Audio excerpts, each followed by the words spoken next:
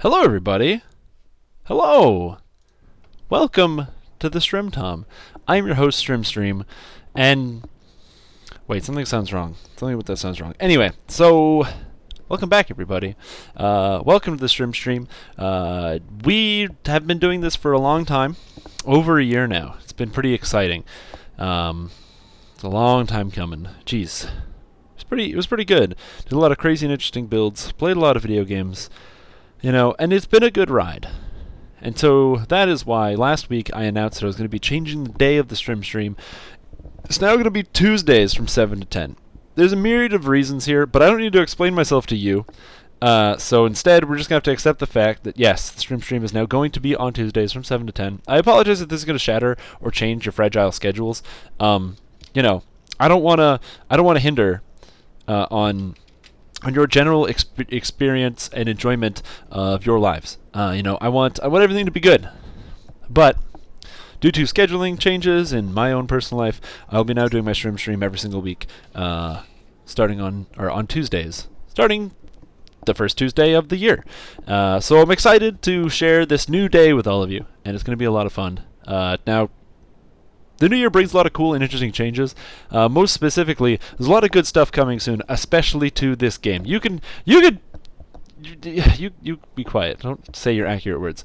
Anyway, there's going to be a lot of interesting changes coming out to the game soon. A lot of those are exciting. Some of the previous changes that have been coming out, as you know, Turbine no longer manages this game. It's now owned by Standing Stone. Standing Stone can now start doing a lot of stuff now that's the new year. Year reset, which means they've got probably a whole budget plan, different action plan, probably going to be implementing whether it's new staff or changing in staff. This is not insider information. This is my conjecture based on what I've seen at previously when companies, acquisitions, things like that. A lot of the stuff happens over the new year. So, Standing Stone is going to be able to put in their full action plan and see what they want to do for the rest of the game. And even more so than that, there are new updates coming out very soon that are very exciting. Number one, Reaper Mode is going to be coming out sometime soon, whether it's the next update or the update after that. It's going to be very cool, adding an entirely new set of difficulty to this game so you can experience it in a way you've never been able to experience it before. That's totally awesome. Taking even the easiest content in the game and making it impossibly difficult is going to be something new to experience for all of us, even the guys that have been playing the game since beta, just like me. So if that sounds interesting to you, make sure you check that out.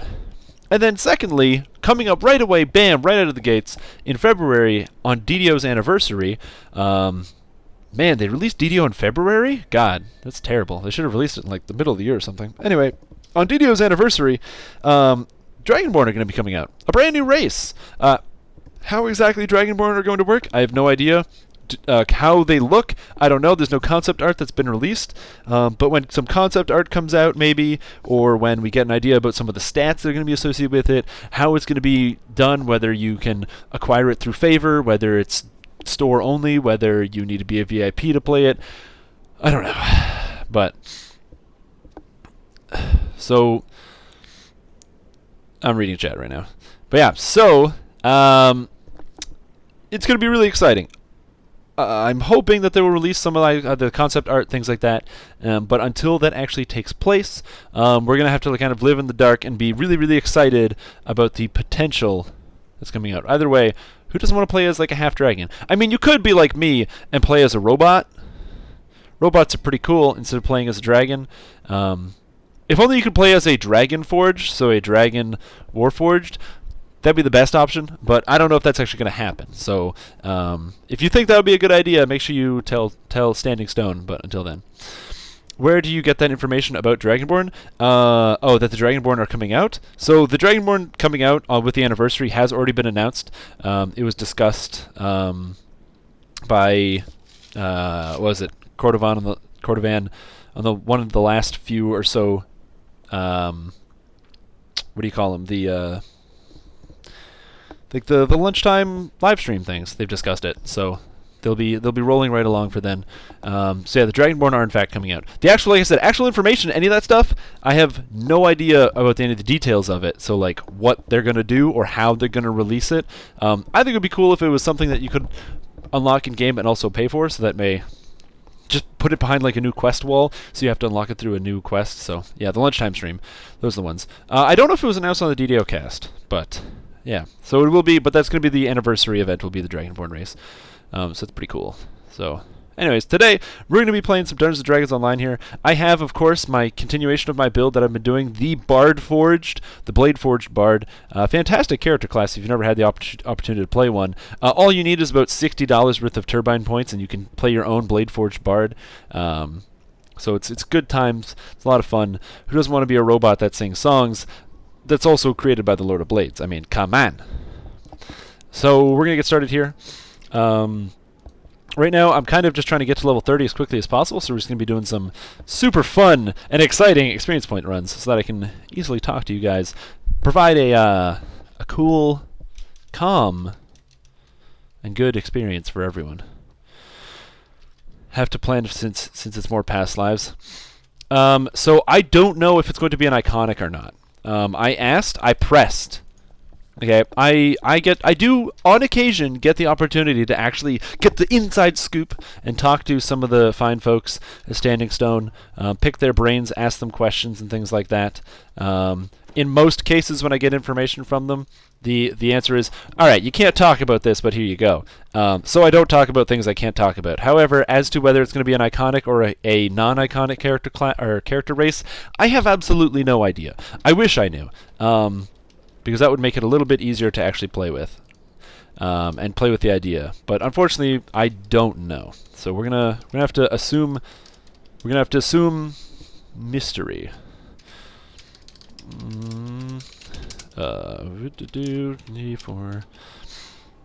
I should really get some like music playing or something, but whatever. I don't even know what's happening.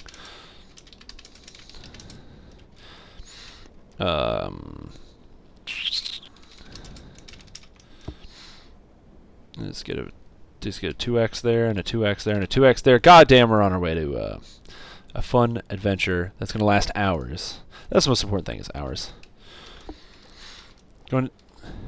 Going from how they do things, I'll assume it'll have an OP racial tree or something.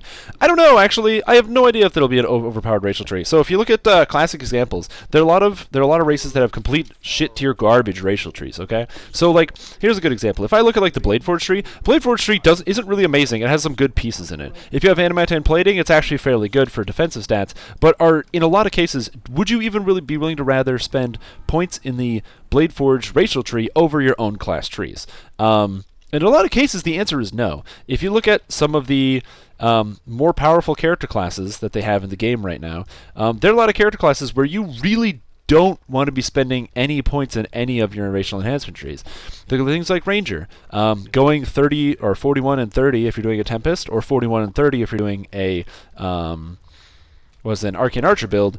Both of those are extremely promising and very, very powerful. So you don't really want to do that. With monks, holy crap, their racial tree or their class trees are amazing. The monk class trees are so overpowered, I don't think you could even justify putting any points in the racial tree at all. Not even a single point. I mean, there are some things that are pretty good. The gnome racial tree is fairly good, but oh jeez, most of the time it's just hard.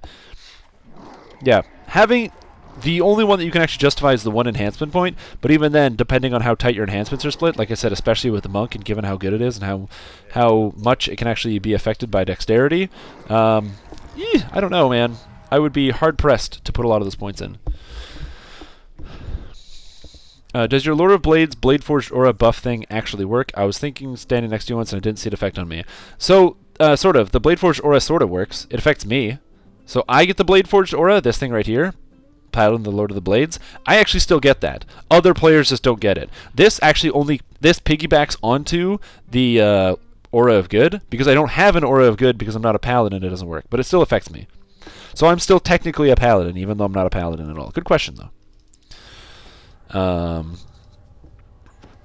Yeah, most classes are not going to put any points in their racial enhancement trees, which is kind of sad, because races kind of are the more, you would think it'd be the more binding thing than, or not a more binding thing, but you know, the place where you can have a more sturdy sense of where your character is, because you can kind of build a story basically around your character's race and class. So you got something like, you know, oh, your character was a you know, you're a dwarf, but you're also a paladin, and your dwarven paladin worship Mirrodin or whatever, and blah blah blah, and you can build on a story with the character. Now, of course, most people aren't going to pay attention to DDO for the story aspects. They'd like to play it for the gameplay aspects. This massive hold monster garbage, instantly killing stuff, cool, high amounts of damage. You know what I'm saying. People like to do it for the excitement, the fun, and the damage. But like I said, you'd think it are actually having like a sense of your character and being able to put points in racial enhancement trees is kind of a good thing. Like when gnomes first came out, I made it my objective to put as many points in the racial enhancement tree as I could to actually determine how good is it. And the gnome racial enhancement tree is amazing. If you don't have access to the blur spell or any form of concealment, it's extremely powerful, especially at the low levels. It gives you use magic device, the shield spell, so you can avoid all sorts of magic missile damage. Goddamn, it's just an amazing enhancement tree. Tons of free UMD. But even keeping that in mind, and all of those different enhancements and all those different abilities you can get, the gnome enhancement tree still runs into the issues that it's generally just not going to be as powerful, especially at the end game. It's not going to be maximizing your DPS, and a lot of the defensive tools that you get out of it you can get from other sources. The dodge is kind of hard to get from other sources. Hey, welcome, we're inside Von 3.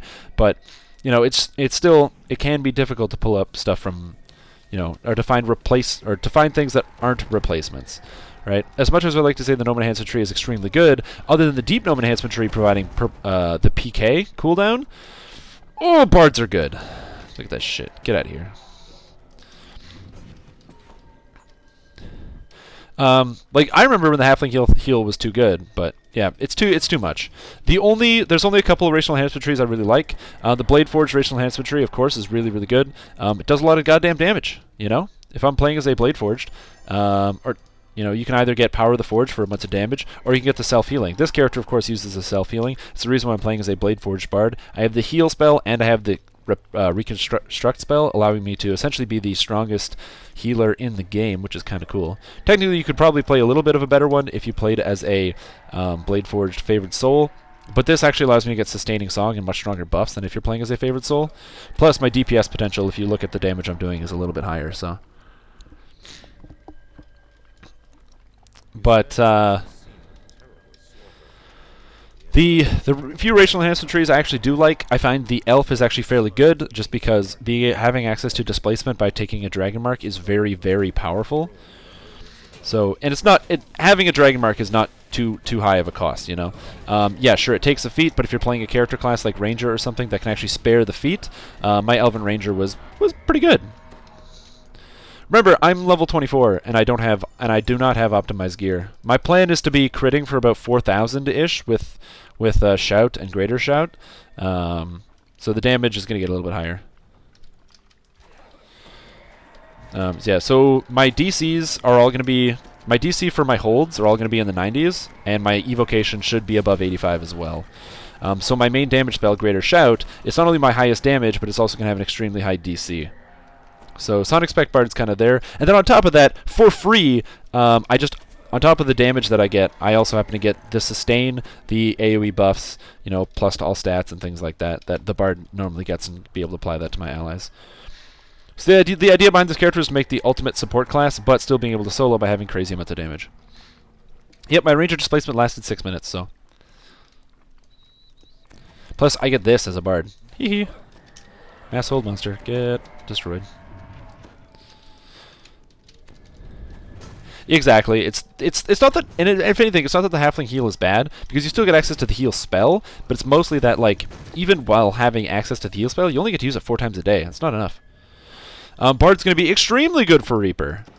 With Reaper difficulty coming out, I already have planned a Bard build as one of the supplementary characters. If you're looking for Reaper... You're not looking at if you're looking at Reaper, you're not looking at individual character strengths. You're looking at group character strengths. You're looking at comps. So Bard would add to pretty much any good team composition, because with Bard you're going to be upping the stats of all of the players in your party, and the biggest thing is you're also going to be upping DCs. So increasing the DCs of all of your teammates, like all your magic all your magic users, things like that, is going to be very powerful. So. Yeah, I love having access to lay on hands, so... Unfortunately, you can't play a Paladin Bard. If you could, that would be amazing. I would love to play a Paladin Swashbuckler. But the technology just isn't there yet, so that's just not something we're going to be doing. Oh, did I forget to get the key? I think I forgot to get the key.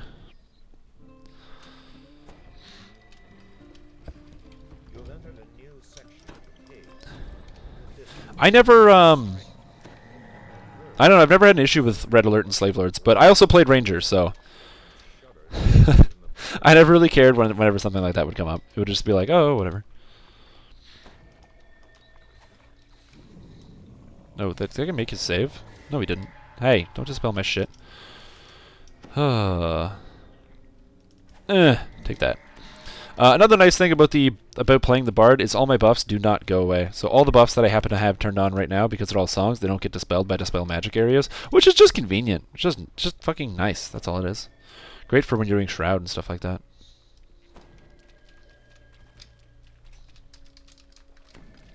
Is that open? Oh, it's not. There's the rune. Gotta get it. Yeah, I've been hearing people complain that there's too many red alerts and slave lords and things like that with the new changes. I don't know if that's true. My group always double pulls shit, so I never really noticed. But if you take slave lords at a slower pace than I can imagine, but the group that I usually run with does slave lords in about 48 minutes, well, like 1, 2, and 3. So red alert is like common. That's just what we do.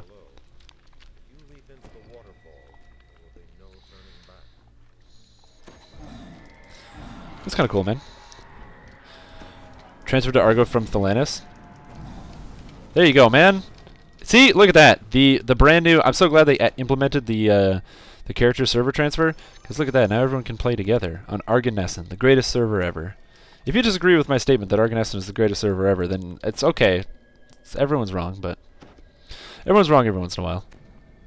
Yeah, man, builds on the forums. I'm tempted to post, like, a build to this. The big problem with this is that I don't want people to think that you need to play as a Blade Forge to do this build. You don't. It would work just as well as if you're playing as a human. The big difference by playing as a Blade Forge is simply the fact that you get access to the Reconstruction spell and a bit different item choices. Having access to the Reconstruction spell is really, really good when you look at your utility to your group. I can heal any player in the game. What, am I playing with a Bear Warlock Druid? Okay, that is 2,600 life. Boom, I can still heal him for 1,000. If he was a Warforged, I can still heal him for 1,000. So, hey, what up, Iron Hands?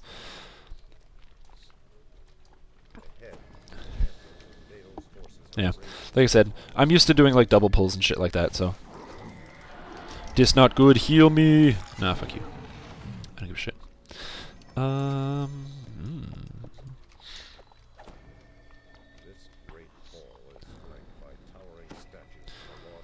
But yeah, so Happy New Year, everybody! Man, I've been talking about the video game so much, I haven't even been considering like the fact that it's been a brand new year. How is everybody doing? Anyone have any like cool, you know, like everyone excited about the new year, excited about the new possibilities that this next year is going to bring? You know, I'm excited. I think the new year is going to be good.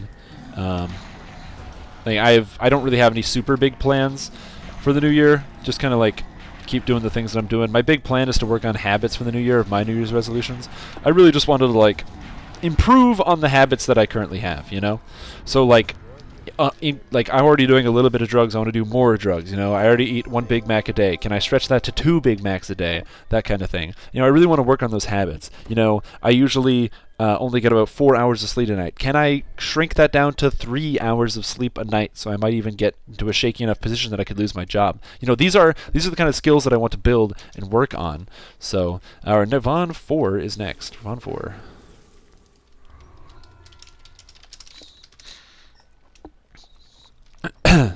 Emulating a tree with a bear aura with cleaves. Yeah, so the Bearlock build, he's got 2,600 life. The idea behind this is a tank build, Unyielding Sentinel with 3382. Man, that build is super tanky. He can actually tank, God, what is that? What is that class? Or not class, that character, Sorjek, on Legendary Elite Tempest Spine, which is kind of cool. He can tank Sorjek on Legendary Elite Tempest Spine. That's right. Why sleep? That's true. You can't really... Sleeping doesn't give any experience points. Now, unlike in other games, DDO does not give rested XP, so don't ever stop playing the game. Didn't DDO used to give rested XP? I don't remember if that's true or not. I feel like it did.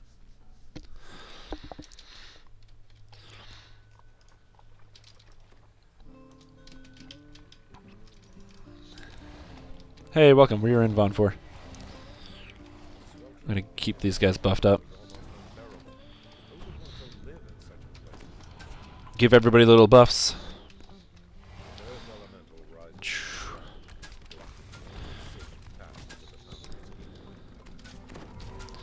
The only problem with this character class is buffing takes forever. Oh god. All I do is sing my songs. Do do do do do do do do do do do do. If there was a feat shortened song or combined song where you could make all your songs kind of activate at the same time, that would be ideal, but I don't know if that's gonna happen. Hey, we're in Von 4. Welcome. Oh hey, look. This guy.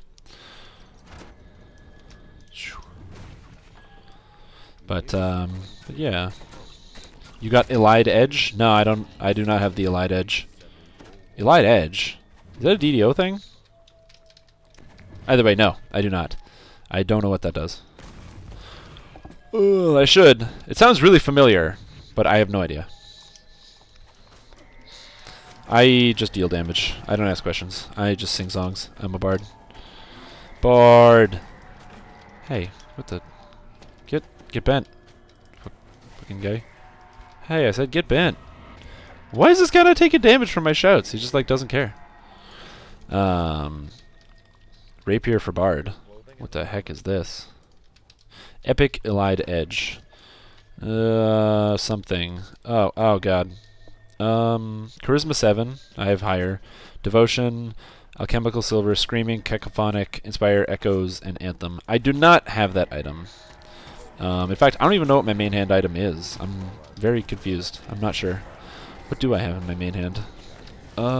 We are currently running a Impulsive 88 of Kinetic Lore 15 because I have Arcane Initiate from Past Life Wizard. That's all I got. I don't even have wrist an armband. Let's run super fast because I'm a bard. Come on, 1900 crit. This character is gonna. I'm looking at crit damage bonus as well for this character, so the idea is I'm going to try to crit as often as possible. Thanks to some of the items in this game, mostly the dashing gloves that you can get for Bard, I'm actually able to crit or hit about 60% critical hit chance with my Sonic spells. 60% critical hit chance means that I'm going to be critting all the time, so critical multiplier is very, very important for this build.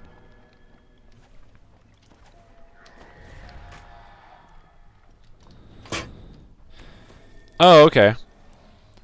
That's interesting. I don't have that item, and I'm not currently using that item. But it does seem very good for what I would want it to do. The problem is it still doesn't make those abilities instantaneous, right?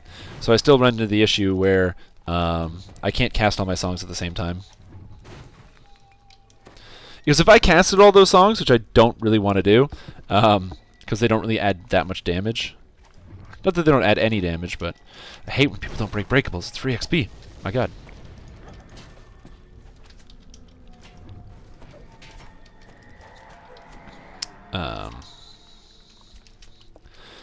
But yeah, like I said, for me, it's mostly just casting all the buffs at the same time.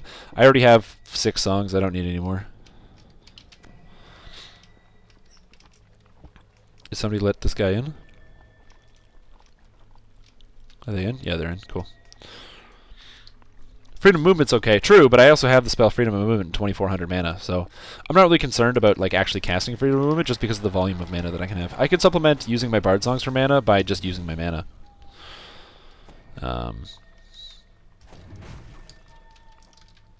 No, I can't jump high enough. That's the only problem with this character is I didn't put points in a jump when I was leveling up, so I have to bank on having points in Strength, Greater Heroism, and Epic levels to give me enough jump.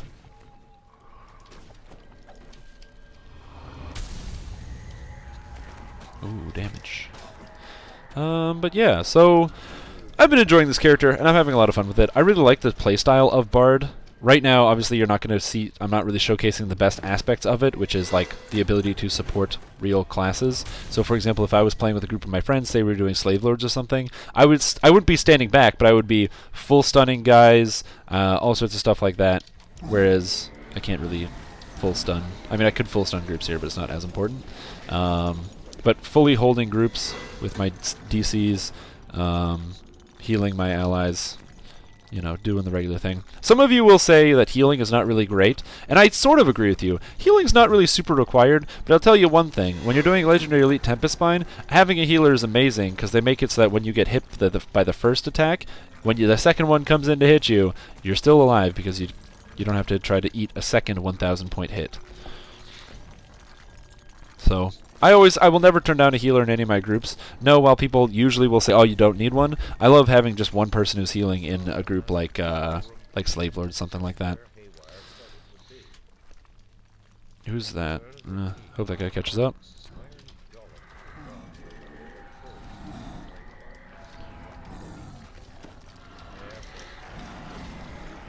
Yeah. Right now I'm actually in Magister. I don't know why. I just am. But well, see, one of the things I'm actually really excited about Reaper, so as many of you know, Reaper mode is coming out, but as many of you probably know even more so, and in a very frustrating way, we have, there was a new character class released called the Warlock. Now, Warlock is a fantastic character class. I think it was extremely well designed. I don't think it was well balanced, but I think the class is really well designed. Each individual tree feels very diverse and interesting.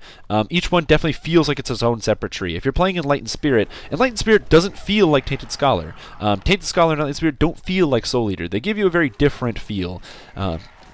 And even though you can mix and match them, there's so many different build options. I think they did a fantastic job of capturing the essence of having a unique character in a game full of unique characters. But also giving it a good feel and having a very wide variety of build options for different players with different play styles. I think they did a fantastic job. So kudos to Standing Stone Games for that.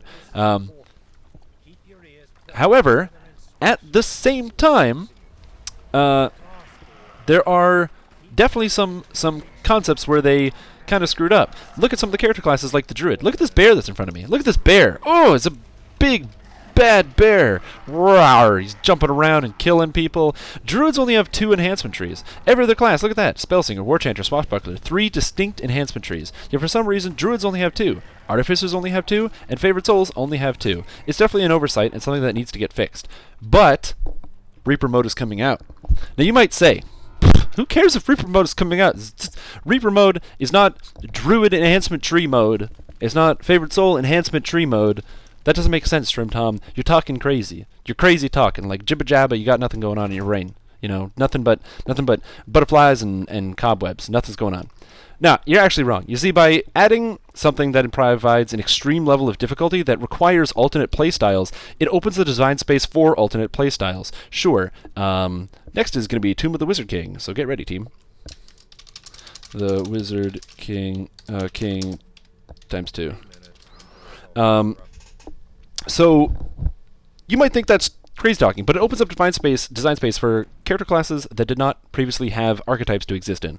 So in this game, Dungeons & Dragons Online, you don't really need to have a tank or a healer class. Everyone just plays whatever. I am an adventurer, going on an adventure with my other adventurer friends. But if you play any other game out there, your World of Warcraft or your Lord of the Rings Online or what have you, there are class archetypes that characters fit into. Tanks, DPS, damage per second characters, and healers.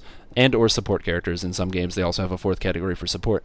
Now, this is important because if DDO doesn't follow that, Dungeons & Dragons Online kind of sits in this weird limbo where other people will come into the game and not really get the same feeling that they get. It won't be as familiar, which is okay. This game is all about adventure and exploration, so feeling a bit unfamiliar is kind of important over to the overall system. However, keeping that in mind, Reaper mode is going to enforce the classic archetypes. It's going to be such a difficult game mode, you need to have somebody who is controlling the battlefield, some form of tank. You're going to need somebody who is, helping position monsters. You're looking at some kind of crowd control character. You're going to need somebody who is keeping everyone alive, looking at a healer. These classic archetypes are going to bring back the opportunity for Turbine to reintroduce mechanics that didn't exist before. No one would even consider, for a moment, at all adding in something like a Warforged repair tree, okay? When I'm sure somebody, they probably had to fight to actually allow to have the Radiant Servant tree added into Cleric, because they're like, well, healers aren't really important, but Cleric should have a Radiant Servant tree, and it should be for healing. So they basically just get, a dead tree.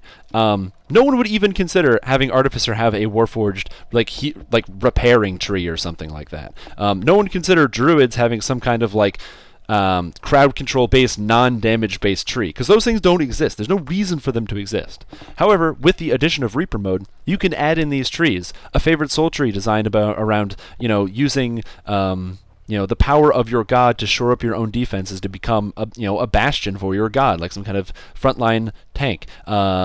an artificer, a master tinkerer who is incredible at repair and reconstruction, potentially temporarily buffing allies, increasing the strength of their weapons and armor, having more to do with their pet, and or just being very good at healing their Warforged allies, or like a druid tree with a focus on like either movement and position of allies, maybe stronger things, being able to root targets, things like that. And all you'd have to do is put some low-hanging fruit that's great for other classes. So say you want to play as you don't want to play Reaper mode, but you still want to play as an artificer. Great, there'll probably be something good at the base of the repair tree you'll want to take anyway. Just some good low-hanging fruit, something that's kind of good for every single character that's going to be out there. And then at the same time, you add an option to the game. Now somebody can actually play as that tank character that was never existing. Somebody can actually play as that healing class that wasn't there before. And it's basically free design space, because it's not throwing those away. You're still going to have an ultra cool aspect to those character classes. It's just not going to be the thing that potentially people would use in the game right now, the way the game state currently is. Now, it's not to say those things would be exclusively Reaper mode. You might still have people out there that are going to see, oh man, you know what? I could play like a holy guy that's like, blessed specifically by each god, and each god gives a power to my character that makes me more defensive or something. That sounds really cool, And they just want to play that regardless of the fact of regardless of what it does. I think that's really awesome, and I'm very excited to potentially see something like that. I don't know, though. I haven't taken a peek at the Druid and Favored Soul enhancement trees that could potentially be proposed, because, again, I don't have that power. I'm not a magician. Which tower am I going to? I'm going to go T2. Baby. So, I just think that Reaper mode's going to bring a lot of good things to the game, not just in the fact that there's going to be improved difficulty and things for long time and long-standing players to be able to do. Clay Golems. Oh, God, I hate these. But it's also the idea that it's going to be bringing a lot of really interesting ways that they can add to the level of design and complexity that's already in the game. For a game that's already insanely complex, look at this. Look at these numbers. Look at this. And this. Look at this. And then I've got this. And then I've got this, which is actually secretly this. And you're like, oh, great. Look at all these numbers and the complexity of this game. How can we just add a little bit more complexity and make it a little bit more interesting, but also completely separate out that complexity and make it so that the majority of our player base doesn't actually have to follow and pay attention to every single thing and become a master. I think it's kind of a cool concept, and I'd like to see more of that type of design in the future.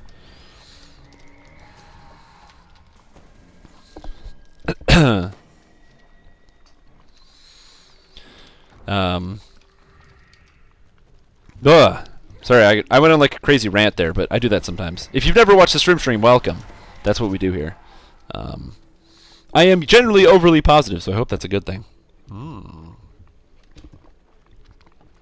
yeah, for those of you that are new, because this is obviously a new time slot, there's going to be a slightly different audience. All the people that missed out on the previous Monday streams. Of course, that is deeply saddening. I'm going to miss all those people that may have never seen my Twitter post that I was going to be moving over to Tuesday. It's a shame. But if you're wondering what's going on here, what we're doing today, I'm trying to get this character back up to maximum level, back to level 30, so I can start grinding out the quest legendary, or what's the name of that quest? The Slave Lords. Against the Slave Lords? Fighting the Slave Lords? Anyway, there's dudes that have slaves. They gotta be fought. They're also lords. It's kind of rude. So I want to get rid of the Slave Lords. But to do that, I gotta be level 30. I've already done Slave Lords once on this character. I was actually able to crowd control stuff, which I thought was very interesting. My character was apparently strong enough, but I'd like to get to level 30 and continue to do that and finish off getting my Slave Lords set. So, hey. Oh, we do have a red alert going on. But this character, like I said, the design is to be a fun and supportive type character. So it's all about having very high mobility, being able to damage monsters, being able to stop monsters from moving. Ah! He locked me in here. What a jerk. So there's that aspect to it too. Back in the game, make a ruckus in the forums to make Reaper actually hard to limit everything and force rolls on us. Oh, trust me, dude. Reaper is actually hard. So, preliminary testing. You can do Reaper on anything. So, Reaper is not limited to, like... it's not like, oh, Reaper is, like, only quests or something. You can do anything on Reaper. So, you can do raids on Reaper difficulty, which is hilarious. If you do Reaper 10, Legendary Elite Tempest Spine, Legendary. If you Reaper 10 Legendary Tempest Spine, God, that is a mess of words. The aura from the flames, like the fire elementals, just the aura from the fire elementals is about 6,000 damage with no physical or magical resistance rating. So with some physical and magical resistance rating, say you've got about 100, so you're chopping that damage down by 50, you're still going to take 3,000 damage and die in one hit regardless, which is hilarious. So if you're worried about Reaper being difficult, oh, it will be difficult. I don't know what the reward system's actually going to be like, but I'm very excited for that potential and eventual future of actually finding out what that's going to be. But yeah. So here today on the Strimstream, it's going to be kind of relaxed. I know I say it kind of relaxed as I speak like 10 miles a minute, but we're just going to be taking the time to enjoy the new year, talk about the new stuff that's coming, and feel really good. Yeah. No, I'm not saying you can't survive it. I'm saying it's going to take a special kind of person to survive it. Also, I don't think Melee is going to be good at all in... it could cut it to 1,000. There you go. See, that's the spirit. Chop that shit down. I don't think Melee is going to be good at all, but we'll see. Which tower is going the slowest? Is Tower 3? I don't know. But yeah, now I can actually take a moment and relax and talk about stuff. So yeah, that's all good. Now, if you are just playing Dungeons & Dragons for the first time, or you haven't started playing Dungeons & Dragons online, maybe you've just heard about it from a friend and you're like, I don't know, I want to try playing this game. Maybe even you played some tabletop Dungeons & Dragons, you went to like a convention or something near your house, you met some people, some of them you didn't really like that much, but there's a couple cool guys you liked, you made your own Dungeons & Dragons group, you had some fun, you played with other friends, you realized one of your friends isn't really very creative, you kicked him out, you got some other new guys, had some fun with some beers, and then you're like, you know what, this is too much hassle, I just want to sit at my computer chair and play Dungeons & Dragons online. This is, of course, one of the best ways to do so. This game is fantastic and one of the best analogs for the real Dungeons & Dragons as it stands, and I'm going to talk about that as I have my character dance, and by have a character dance, I mean do the robot. So, because I am one. Dungeons & Dragons Online is a fantastic game when it comes to emulating what it's like to be playing a... Ooh, and he gives me a dancing ball. Look at that. I love the disco ball. But it's one of the best games at emulating how the actual Dungeons & Dragons works. As you might notice, as we're walking around, you'll see little details and bits of information, stuff that says Dungeon Master.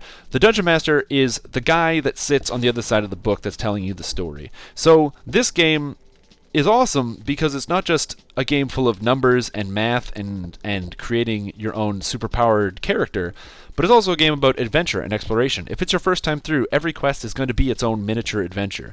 Whether you're going to be going through someone's house looking for something, finding just weird little notes, or just something, like I said, something strange, in the sense of like an odd trap or an odd trinket, something like that.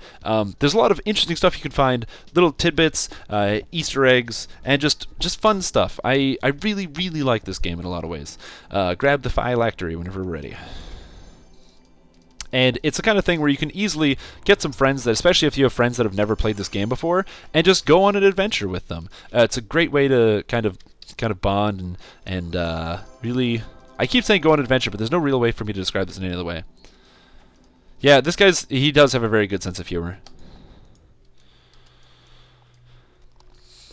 Yeah, the mechanics slightly changed, so that's why if you're playing a dungeon on normal difficulty and then you play the dungeon on a higher level difficulty, it's not actually the same dungeon. In some cases it is the same dungeon, but in other cases the monsters change what they are.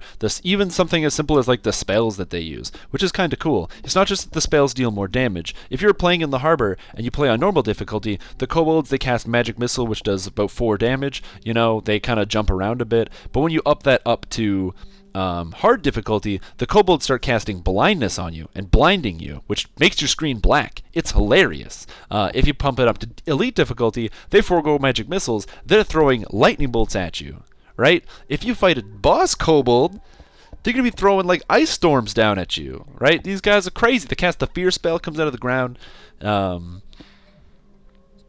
there's a lot of different, very, very interesting options for the game to kind of like evolve and change and stuff. So, like I said, it's a very fun game to get into. Now, granted, it does have a skill wall, like a learning wall. So if I'm sure you might have heard of this concept, this is a learning curve. A learning curve is basically where you got like you're starting here, right, and then as you learn, the game starts to gradually ramp up with its difficulty. So it adds more things to the pile that you need to know, and then as you learn more things, you need to learn more things, and eventually, you get like a sort of mastery of the game as you learn more about it, and you can learn more the more you know, right? It's very difficult to understand something like this entire tree here by just staring at it. But the more you understand some of the individual mechanics, we have the door, we're just waiting out here. The more you understand some of the individual mechanics, like how each of these abilities interact and things, the more you can start to amp up your character and make better characters. And the information kind of compounds itself. I've been playing this game for 12 years and I'm still learning stuff about this game. So... there's always a lot to learn. There's always a lot to talk about, especially when it comes to this game. And whether you're the type of player that really just wants to kind of go on a cool adventure, or you're the type of player that wants to make the absolute strongest character ever imaginable, or maybe you've always just had a character in your mind that you think is really cool. Maybe you've always had a dream, or not a dream. Maybe you played like a video game when you were younger, that had like some kind of really cool character that you're like, man, this is the character I want to play. Maybe you're really obsessed with Lord of the Rings and you really want to play like Viggo Mortensen. I don't remember his character name. All that matters is Viggo Mortensen. Or you really like, or like I did. I really like the video game Mega Man. I like Mega Man X game. And I was like, you know what? I want to play a character that looks and plays like Mega Man X. The robot that defends and saves humanity. How do you do that in a video game about playing in a medieval society? How are you supposed to do this with like magic and stuff and people that say like ye and thus, not thus,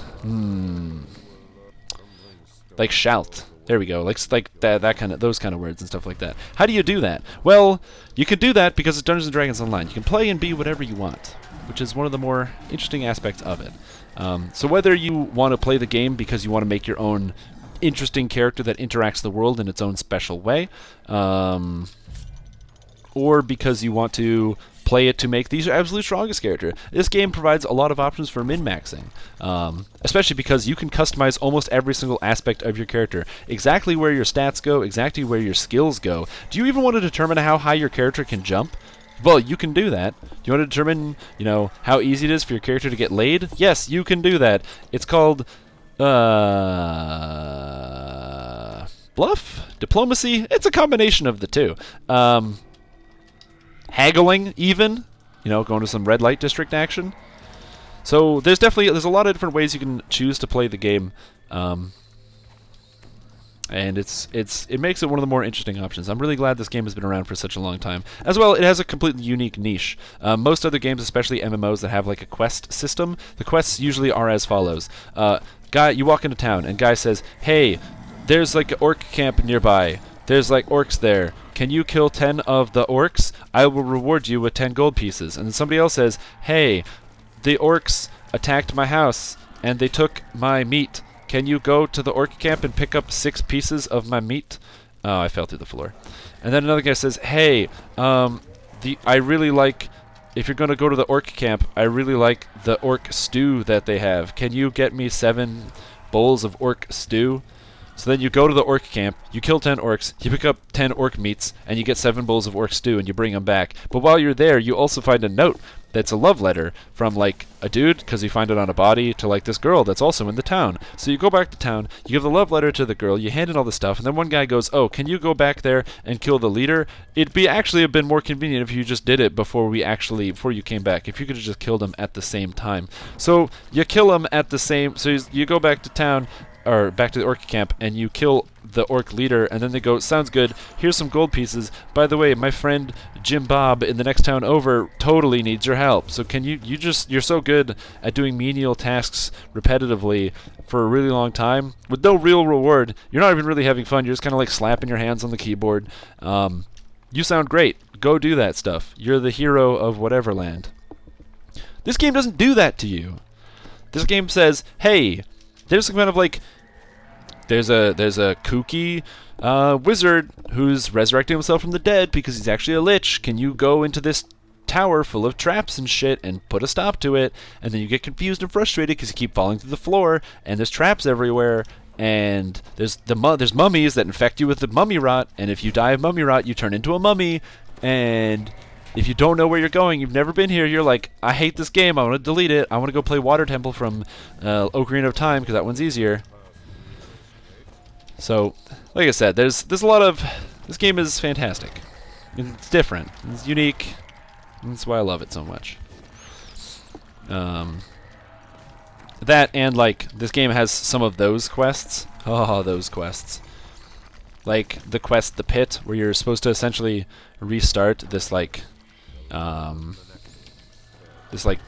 generator thing. So it's like ancient-ass, like, generator sewer system thing that got blocked off by these, like, swamp creatures. Anyway, so you go into this like generator thing, you have to restart it, and then instead of it actually being like something simple, like, oh, we're just going to go restart this thing, it gives you this stupid three-dimensional map that's really hard to read, and all these puzzles to solve, and you have to flip these levers at the right time, and you have to go up and down this three-dimensional dual tower area with swirly stairs, and it's just confusing, and it's a mess. It's amazing. Where is the red light district? Caneth. What you just said should be DDO's promotional video. I am DDO's promotional video. Hi, welcome to the Strimstream.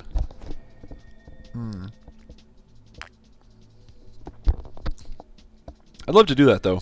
Like a commercial or be in like an interview with somebody and be like, "Hey, how can you play DDO for like 12 years?" And other than the fact that I could say something like, "Yeah,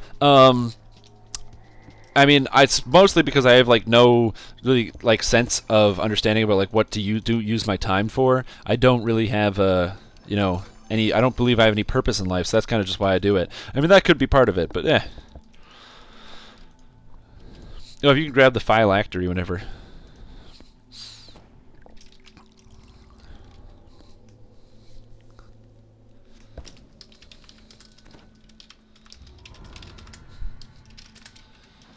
Sorry, I tap the caps lock key all the time, so. And I forgot I actually have Dimension Door, so I can dim door out of here. Yeah. Now, if you're wondering exactly what I'm doing right here, and you're like, cool, that sounds awesome, this game sounds amazing, I really want to get started, I want to play some Dungeons & Dragons Online and have an adventure, but you don't look like you're having a lot of fun. You're not really paying attention to the game, you're kind of talking, barely looking at the screen, I'm not even sure what's happening. Is this a zombie? But it's actually got, you're just screaming at stuff and they're dying. I don't get it. Yeah, I'm probably not the best as like my streams are not too exploratory in terms of like the game, because I've been playing this game for such a long time. It's the kind of thing where I already know everything that happens. I know all the plot twists and quests, I know all the characters who are good or evil, who are backstab you or anything like that. I already know what's going on. So for me, this game is mostly just like, I'm playing the game because I like the mechanics and the deep skill sets that are in here. I like the way my characters look, I like the way my characters feel to play, I like trying out different ways that they play. I've never played a character quite like this before. A robot who screams at people to kill them and sings crazy-ass songs that are really good and people jam out to that gives them more damage? That sounds awesome. So I want to give it a shot. I want to try playing this stuff. So that's one of the reasons why I'm going to play this character and I'm going to really enjoy it. Even though... I've played this game for quite a long time. It's still, that's where I get my enjoyment out of it, especially at this point in my history with this game. So if you are watching and you're like, man, this game looks kind of boring, you just run around and you don't really pay attention to look at any of the stuff that's going on, that's just me. You're always welcome to take your time. This is specifically a group to grind as fast XP as possible, and so that is what we're doing here. Get experience points, get levels, get paid, get laid, Gatorade, everybody. That's what we do. Anyways, enough about me. It's been a long time since I've actually talked to you guys. Jeez, I took last week off. I did not stream on Boxing Day. Largely because I'm lazy and I'm a jerk. Could have streamed, decided not to. I don't remember what I did on Boxing Day. Probably something cool. Anyways, how are you guys doing? How is everyone enjoying the Happy New Year 2017? I'm excited to be here. 2017 is going to be we're going to be doing a lot of good things on the Strimstream. By good things, I mean the same things we do every single week. I mean, because you can't really top the best, right? Know what I'm saying? Yeah, you guys know what I'm saying. But yeah, how's everyone doing? Anybody got any cool new builds that they've been playing? Any New Year's resolutions that they plan on actually performing? Anything like that? You don't think you'll be able to watch my streams live after next week? Why? What's happening? Are you being deported? Don't tell me you're being deported. Dude, are you not being deported, are you? I knew you were going to get deported. Ah, that's what you get. Deported. That's what happens.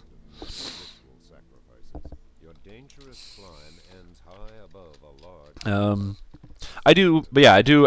My New Year's resolutions is pretty much just improve the habits that I have. I want to eat a little better. I want to go to the gym a bit more consistently. That's about it. Yep, offering of blood is next on the table. So this quest here, the idea is that we're supposed to, actually I'm not even sure what the point of this quest is. We're basically something offering of blood. So we're supposed to collect. I should have buffed myself before I started running through these hallways. Damn, look at all these monsters. Oh god. That's a door. Oh, I'm singing music. Oh, okay. Well, at least these guys can't dispel my magic, because I have song magic.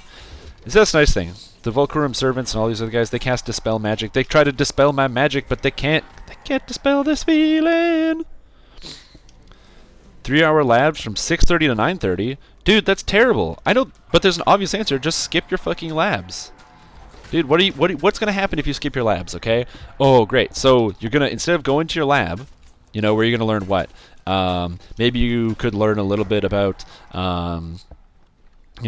appropriate measuring techniques and get a bit better at things like your individual little titrations or using your spectrometers or what have you. Maybe you could even play with a little bit of liquid nitrogen and have some fun. Who cares? It's all just what you're talking about is just grades and school. Who needs grades or school? Just do whatever. Just play video games and stuff. I promise you'll go really far in life.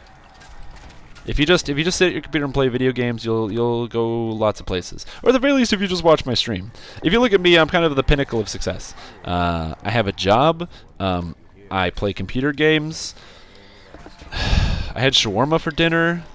And I live the dream life. And you can too if you just watch the Strimstream. It's a great example. For the record, I don't actually endorse not going to school. Go to school and get your degree. It's more important. But it is sad, man. I'm going to miss you on these streams. Fortunately, I am going to try to stream more in 2017. I really like hanging out with you guys. The live experience, the feedback. Although, if you actually like watching the Strimstream and you like checking out my own personal channel, which you actually can at twitch.tv/Strimtom, which if you haven't done it right now, you should go follow. I highly recommend it. I highly recommend the Strimtom guy. I stream irregularly. I know a lot of people like that. No consistent schedule. I know people love it when there is no consistent schedule. But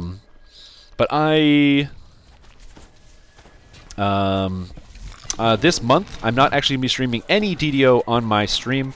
For those of you that might be aware, due to the purchase of Dungeons & Dragons, the rights to Dungeons & Dragons Online and Lord of the Rings Online by Standing Stone Games, the rights to Asheron's Call and Asheron's Call 2, previous, which are still under the property of Turbine, which are actually made by several of the guys that worked on DDO and the likes. Those properties, Asheron's Call and Asheron's Call 2, the intellectual property, is unfortunately still under the copyright or the ownership of Turbine Games. And as a result, Turbine, which is now a mobile development studio, is not going to be supporting either of those games in the coming future, which is devastating to me and difficult to put into words how much it saddens me. They're not amazing games. They're not, they're not the best games out there. It's not like they deserve to last forever. But spies in the house ×2. It's not like they even should last forever, but they're kind of aspects of gaming history that are irreplaceable, and they're just going to go away, both of them. You can play Diablo 1 and see the history behind the ARPG genre. You can play Legend of Zelda 1 and see where the entire system of that type of exploration style adventure game came from. But Asheron's Call was one of the first MMOs out there. Yes, there were other MMOs. There were MUDs and things like that. And I'm not going to disparage the work that a lot of those people put into it. And there's also other MMOs like EverQuest or Dark Age of Camelot. But Asheron's Call has such a rich and storied history. Turbine at the time put so much effort into making monthly updates for the game, bringing out lots of crazy new content. They really pushed the boundaries. Asheron's Call 2, when it came out, it suffered from extremely poor balancing, which of course you guys might know because you play DDO. Turbine has never been known for being able to balance, and it was really where the game suffered for the most part. But at the end of the day, it came out with like breathtaking graphics. The graphics in the game, Asheron's Call 2, that is there today, still look better than World of Warcraft does today. And Asheron's Call 2 hasn't been touched since 2004 because it stopped development for it. Both those games are going to be disappearing. And so, since they are such a big part of MMO history, I'm going to be streaming both of those games as much as I can this month. One, so I can get my own, time to actually play with these games that were such a big part of my childhood and kind of helped me develop my own sense of how I came to understand a lot of these games, mathematics, and my interest in, especially in solving branching problems. If you look at skill trees like this, all these trees that are here.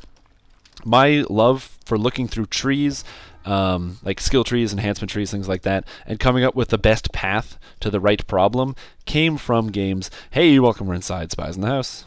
Came from the game Asheron's Call 2. And so it means a lot to me, and I get all mushy when I talk about it. I was actually going to stream Asheron's Call all day today, but I started playing it, and well, I just couldn't stop playing it. That's really all I wanted to do. So, even though I usually do DDO content for the entirety of January until those 2 games shut down, I will be live streaming as much as I can and posting all of it on YouTube. So that way, it's at least there, if not for everyone else, but for me as a permanent record of, such a magical time. It is very sad that the rights to that intellectual property wasn't bought, but life must go on. Or maybe it won't. I don't know. Man, it gets me all emotional. I feel like tearing up right now. Which does sound a little bit crazy. I mean, it is just a video game, but I don't know. So it's a very core part of like my growing understanding and love for video games. So.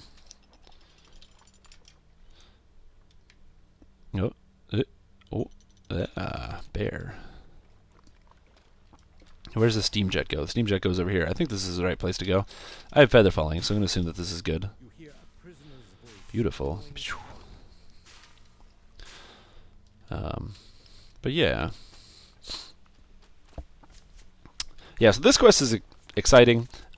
Because this is the kind of quest that if you're like, how is DDO really different from than a lot of these other MMOs? I don't know if you notice what we're doing here, but we're climbing up all these stupid crazy pipes like we're playing Super Mario or some crap. Like this is the second level of Mario where you go down the pipe and you're jumping around on things. That's basically DDO. Sure, it's an action adventure game, MMORPG.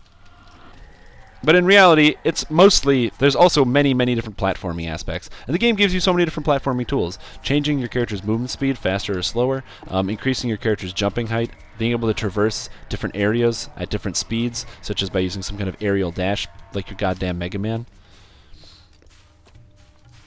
Hate the electric floors? Yeah, the electric floors are fun too. It's a quest full of traps. So... And also, it's got a dude named Plorax Simus.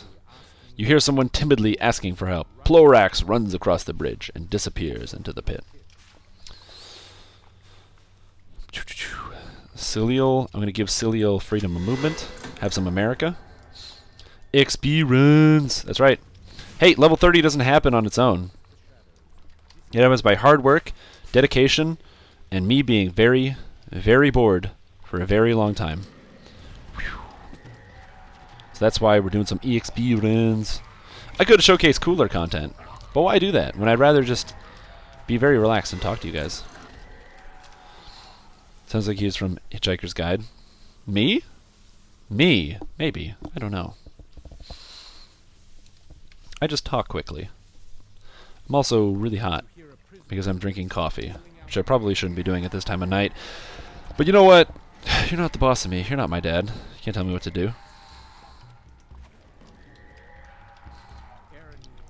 Oh, God. So,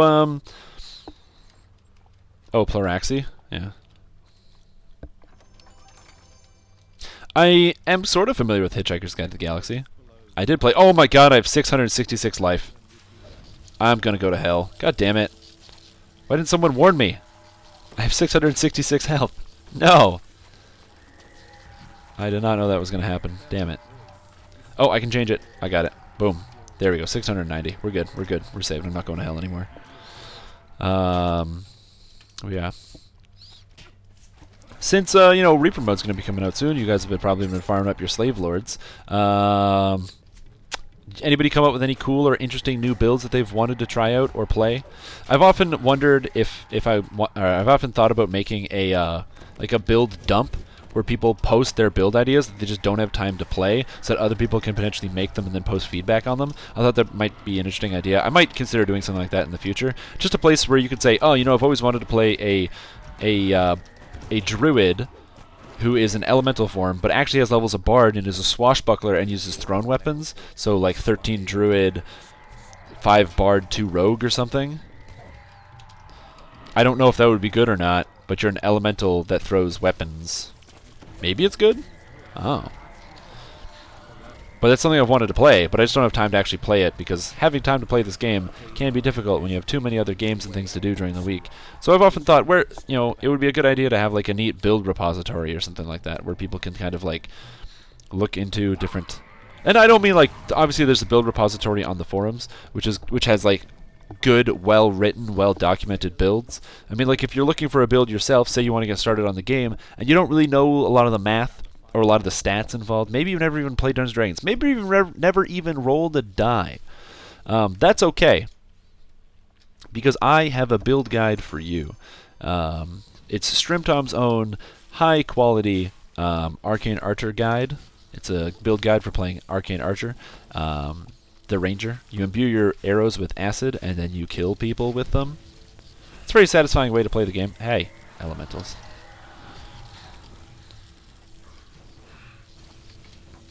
Yeah. Yeah. I like that the bear shoots out energy blasts because he's actually a warlock. I gotta drink more water. Goddamn. So we fight our way up, climb up this incredible tower, get all the way up to the top so that we can stop the spies in the house. The idea is that, was that guy's name? Rowan Watson, the guy that was there? This is essentially, we're inside House Beneath, the military house, and this is all of the piping that goes on underneath the actual construction of the buildings and stuff. And so, Legendary Elite Shroud Run takes 50 minutes.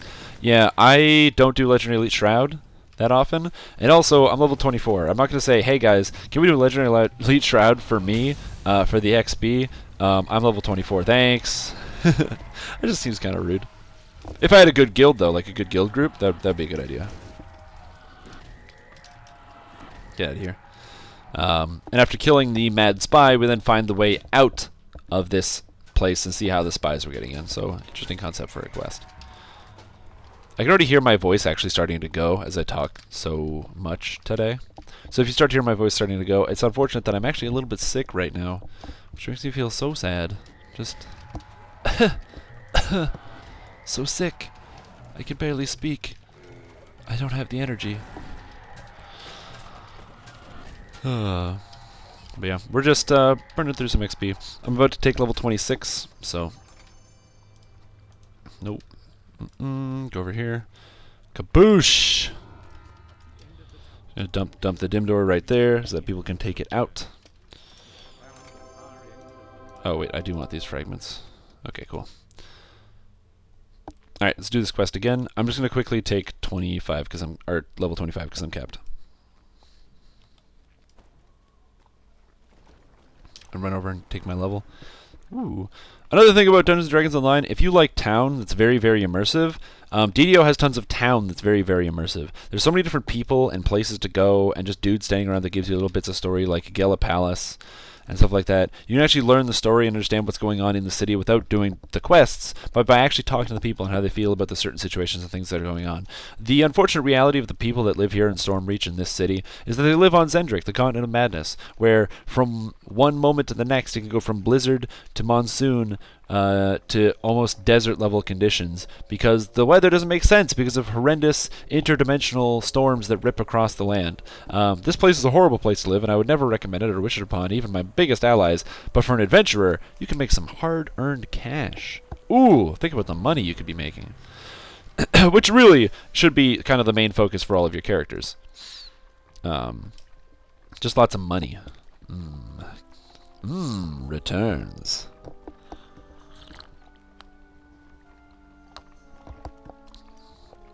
Ah, feels good. But yeah. Oh no, my buffs are about to run out.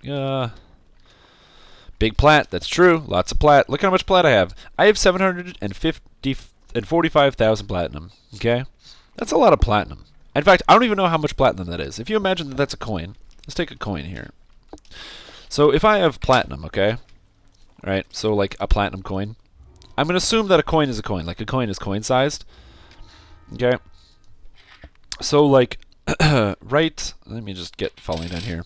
Right here, this is a coin, okay? Something this size. Now, this is just one coin. It's not really that many coins. It's just one.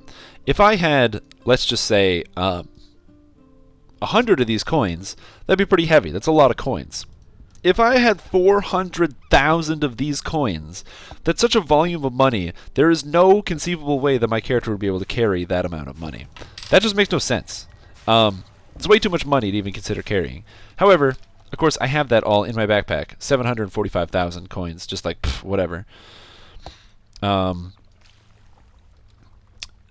And that's a lot of money. So I think it was worth it for my character to come to Stormreach. I made quite a bit of money. I made so much money I could basically build a castle from the money that I made and still have money left over to build a castle out of materials that are just cost money. It's kind of the unfortunate reality of like the inflation that kind of took place within the game. The amount of money that items give you is proportional to their level, and so in order for things to give you more money as you level up, they give you more money, but the system kind of outstripped itself too fast. So high level items, when you sell stuff in the epic level difficulties, you make way more money than you probably should in a very short period of time. And because you get so much money in such a short period of time, it basically makes it so that you hit the platinum cap, which is what, 4.2 million plats, I think. I don't have the jump spell. How do I get up here? I think I can make this jump. Yeah, I can make this jump. Beautiful. It's interesting to think about the fact that like that money is kind of pointless because it has no use. It honestly makes me think about like money in general, like abstracting, like the abstract concept of money. So like the fact that I have, what is it? Do I have it here? I don't know if I have it here on me. I don't know if I want to commit a federal offense on camera, but I'm tempted to. Hold on, let me see if I can actually find it. You're free. Okay, hold on, Plorax. You stay there. I gotta find something. I'm digging through bags and stuff. I'm not on camera right now, so I'm just gonna tell you guys a witty anecdote. No, I don't even have one. I'm just digging through pockets. I promise, it's worth the wait. This is exciting. Alright, so you want to watch me commit a felony on screen? A felony offense! That's right. I, Strimtom, am going to commit a felony offense on camera that's going to blow your mind. Something you've probably seen before, but maybe never seen before. This is a Canadian coin known as a toonie. Look at this coin. Look at this beautiful coin. Look, it's great. It's round. It's got like a face on it. Face. Anyway, this is a Canadian coin. Now, there's a reason why I say I'm going to commit a felony. Committing felonies is a bad thing. Don't do them. But this coin has a central piece. If I take this central piece out, that's actually a felony offense. So if I do something like this, and I just push it really hard, I can actually take the central piece out of this coin. So this right here, I destroyed currency. That's an offense. You're not allowed to do this. This is against the law. Don't do this. Also, don't arrest me if you work for the law people. Please don't arrest me. I swear I didn't mean to do it. Anyway, breaking this coin is a felony offense. Now this coin here has not been broken. This coin is worth $2. Okay, this is a $2 coin. This coin, when put together, is worth $2. But when you take it apart and you have only a coin bit and a coin bit, how much is this bit worth and how much is this bit worth? And the answer is nothing. This has no value anymore because you took the middle part out. When it's together, it's worth $2. When it's apart, each part is worth 0. Nothing. Which I find very interesting because the value of the coin is not based on its components or any kind of material grounding in wealth. It's based on the abstract concept of wealth, that our currency that we have has a value that is relative to how desirable our currency is. Which is just, like I said, this weird and abstract concept. So, you know, when you think about that, it makes sense that even in a game like Dungeons & Dragons Online, that the currency eventually can stop having value. Even though platinum here, which is great for newer players to buy low-level pieces of equipment and to find stuff, for high-level players, there really is no value for it because it caps out very quickly and there's no real way to spend it. The money, the currency, loses its value. Similar to how this currency loses its value. It's all relative value, right? My money is worth a lot, unless my country is doing terribly. Then my money is worth nothing and nobody wants to buy my money, at which point my currency becomes less value. Same thing about this platinum. Platinum does really well until nobody wants platinum anymore, and currently nobody wants platinum. So this money has no real value. Yeah, you can repair items with it, but the reason I only have 750,000 plats right now is because I gave away 2 million plats to people on the street. Every once in a while, when I get full up on plats, I just go out into like the harbor in Korthos Island. Damn it, I can't make it up here. I go to the harbor in Korthos Island and I give away my platinums to new players because I find it just fun. You know, they get a cool experience. They go, "Oh my God, some benefactor just gave me like literally $1 billion money," and they get excited. And at the same time, I get the stupid crap out of my inventory, so it's not telling me I can't sell stuff anymore. So it pulls big for me. So it's a win-win. But here we go. Get the hell out of here. Whoa, that was way too far. That's not where I intended to go. So it is like I said, it's pretty interesting. For reset for enhancements can cost up to 500k plat. Plat is not worth this. People don't experiment and copy their own builds. The forums of all think it's worthless. Us builders that provide broken builds to them always have plat issues unless llama is up. I disagree. I think that I disagree with that statement just as a whole. One, because acquiring high quantities of platinum to respec your build is not difficult. If you're having issues with platinum and you are a high-profile builder as you say you are, having that level of currency is not really difficult to acquire. And also, in theory, you would have an idea about what builds are good and bad or not, right? Like if you're talking about like a 1% damage difference, this game currently doesn't have any tools to actually measure those differences. Being able to say one build is definitively better than another is very, very difficult because it's hard to split hairs when you have no numbers attached to it. I can say, I think my build kills Aerotrachos faster than your build kills Aerotrachos, but nobody's soloing Aerotrachos. We're all doing it together. So, unless you have a very dedicated guild who's going to be very slow, and they're going to take their time, and they're going to let you slowly sort out who's got the biggest DPS, things like that are extremely difficult to measure. So, if you're coming up with builds, and you're trying to measure these minor 1% differences, it's impossible to do so because we have no way to track actual data in Dungeons & Dragons Online. Because you can't save the combat log to an actual text file and then parse it, you can't read data and determine who is doing the most damage or even how much damage you're actually doing. We can approximate. I can say, I know the monster has 10,000 health. I can kill it in 8 seconds, so I'm doing 1.16 damage per second or something like that, right? But because there's no way to actually measure that amount of data, and we also don't even know a lot of the monsters like actual health bars.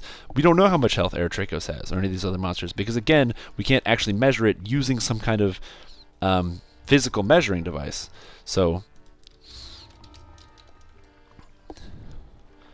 exactly, but again, a lot of those things you don't fight situations where you're fighting Grunt Smash. You don't fight test kobolds. You fight real monsters. So that's why I think. Hey, I have 667 life. That's better than before. So that's why, not that I think that it's a bad thing to respecking your build, but if you're respecking your build that often, like if I look at this build and say, oh, I can improve it just a tiny bit by doing something else, or maybe I should try this, or maybe I should try this, in theory, I should be able to look at that and already know if it works or not. I've been playing the game for a long time. If I call this the builders that make the amazing builds, I don't make the amazing builds, though. I make fun builds. So, I have lots of gold lying around.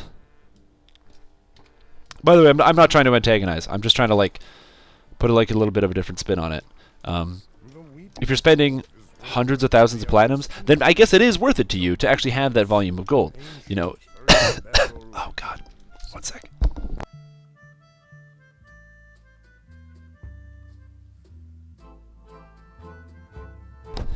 I am losing my voice. God damn it! But I will fight it.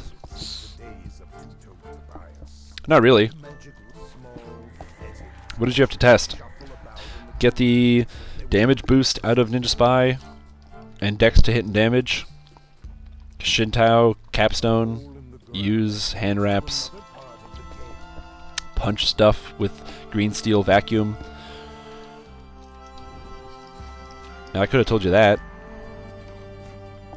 I mean, I think that there's different ways you could build it, but I'm pretty sure that that's about it.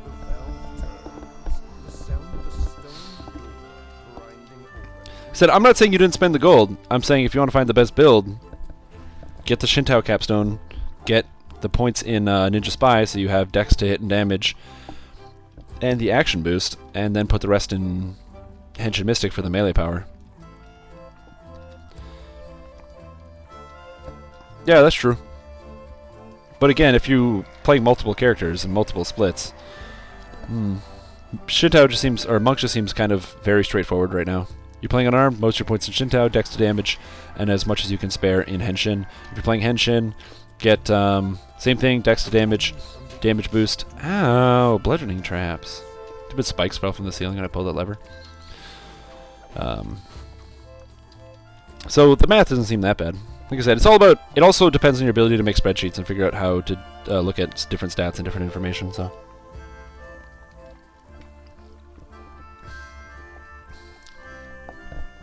Shintao or Henshin, because they're really good. Shintao is super good right now. Because you can get 15 base multiplier on your, or 15 weapon multiplier on your damage. Hey, welcome. We're inside Two-Toed Tobias. You play it because the damage is good. Although I'm personally a bigger fan of the Henshin Mystic, just because I like the actual the abilities, especially how you can now kind of combine it. So.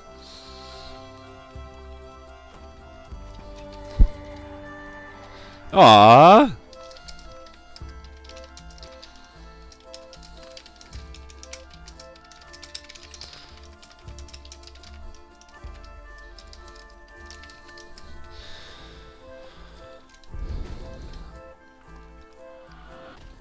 Nope. There we go. But I digress.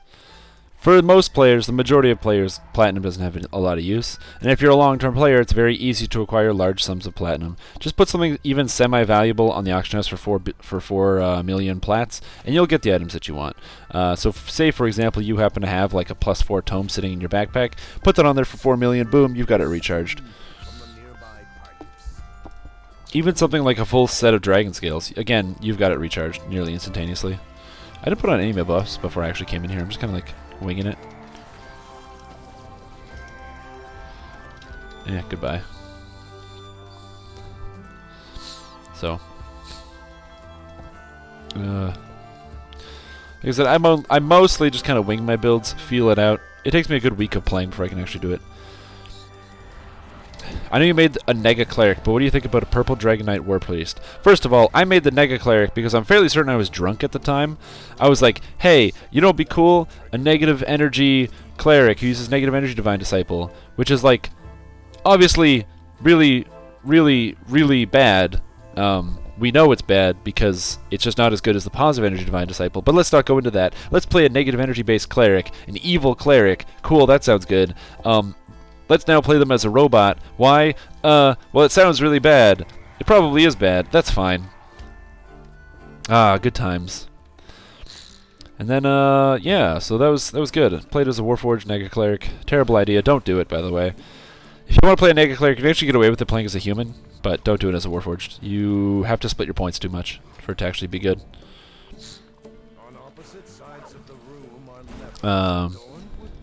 Yeah, like I don't disagree with you that Plat has its worth to some people, but the majority of players won't. Will just find it filling up their backpacks and giving it away. It depends on your level of experience, though. I would definitely prefer Astral Shards to Platinum. But anyway, I've ignored the question. What do I think of Purple Dragon Knight War Priest? Do you mean like playing like a Maul-based War Priest? I think it could be fun. I think it would have good self-healing capability. It would be relatively tanky and defensive, and the damage would be moderate. Like you're looking at like C tier damage. And I think if that's like an expectation you're okay with, then yeah, I think it would be a great option. I'm not gonna sit here and tell you, oh yeah, it'd be really good. You'd have crazy damage and the synergy because of all the crazy damage from using one of the mauls because of the extra critical threat range from worshipping Sylvanas as a favored soul. I'm not going to say something like that because I don't think that's true. I think while Sylvanas is really good, it's not going to be top tier damage. You're using a two-hander, which is already an issue for dealing top damage. And you're playing as a class that doesn't have a lot of ways to gain its own inherent melee power or even good self-buffs that up your damage by a large margin. So, ooh. Oh, I don't want to recall. Mirror Darkly 2X.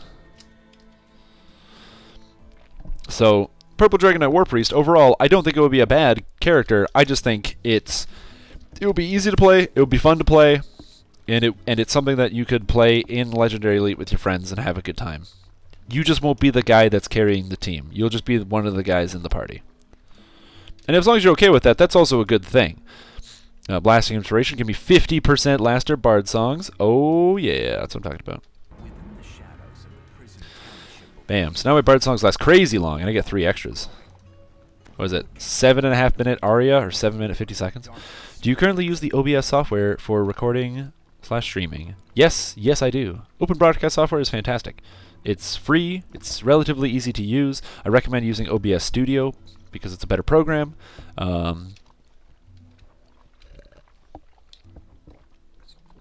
Nope. The Bear Lock is irreplaceable. A Bear Lock is a fantastic build. Highly recommend it. But yeah, so I do in fact use Open Broadcast software. If you'd like to get into streaming on your own, I highly recommend you give it a shot. It takes a long time of tweaking and figuring out your settings. I could tell you what I could set mine to, but I have a very specific setup for my computer, my graphics card, my processor, and the type of games that I like to play. It's very different depending on exactly what you're trying to stream. I'm trying to get the highest fidelity DDO possible, so I'm kind of, while I'm working my graphics card relatively hard, like I said, I'm trying to get the highest fidelity DDO that I could possibly can. So even if you might not see it at 60 frames per second when you're watching it right now, and there might be even potentially a small bit of screen tearing, I want to make sure that the actual clip that gets uploaded afterwards to the official Standing Stone Games YouTube channel and onto their DDO channel, both of those things are perfect, no screen tears, no 60 frames per second, beautiful video. So my settings are very specific when I stream here. as opposed to potentially what I could do in stream on using other media. But like I said, it's important to know. Any of your desktop hotbar? I play in windowed mode, and OBS crashes when I go to full screen mode. I don't want to show any borders. And not capture any of my desktop or taskbar. Are you using monitor capture or window capture? Because when I do OBS, I use window capture, so I am capturing just my window, and then as a result, I make sure so that it doesn't capture any layered windows. So even if I Alt-Tab or minimize Dungeons & Dragons Online, it'll still only be capturing Dungeons & Dragons Online, and nothing else. And it only captures the screen. Because I play in full screen windowed mode. I don't play in windowed. I only play in full screen windowed. Although, in theory, it should still work in windowed mode. It should only capture the interior. I don't use game capture, so I'm not sure. So this quest is kind of interesting. If you've never gotten a chance to do this one, it's called Through a Mirror Darkly. The idea is that inside this prison, there is a old manor that is the cause of all of these crazy shadow shenanigans that have been going on inside the city.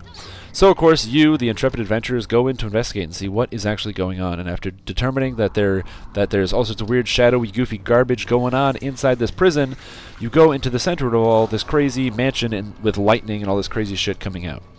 So when you go inside, there's a dude there who gives you a mirror, the Mirror of Shadows, and it's kind of cool. If you ever played Legend of Zelda: Link to the Past, it's a decently good game. You might have heard of it. In that game, you travel between a light world and a dark world. In this is the exact same scenario. The house exists both in the light world and the shadow world, and so you have to use this mirror to get sucked in through one world to the next. It's got kind of like a very maze-like layout where there's doors in the light world where there isn't in the dark world and things like that. It's a very interesting way to look at the game. It's honestly one of my favorite quests because it's really unique. It's just interesting, you know?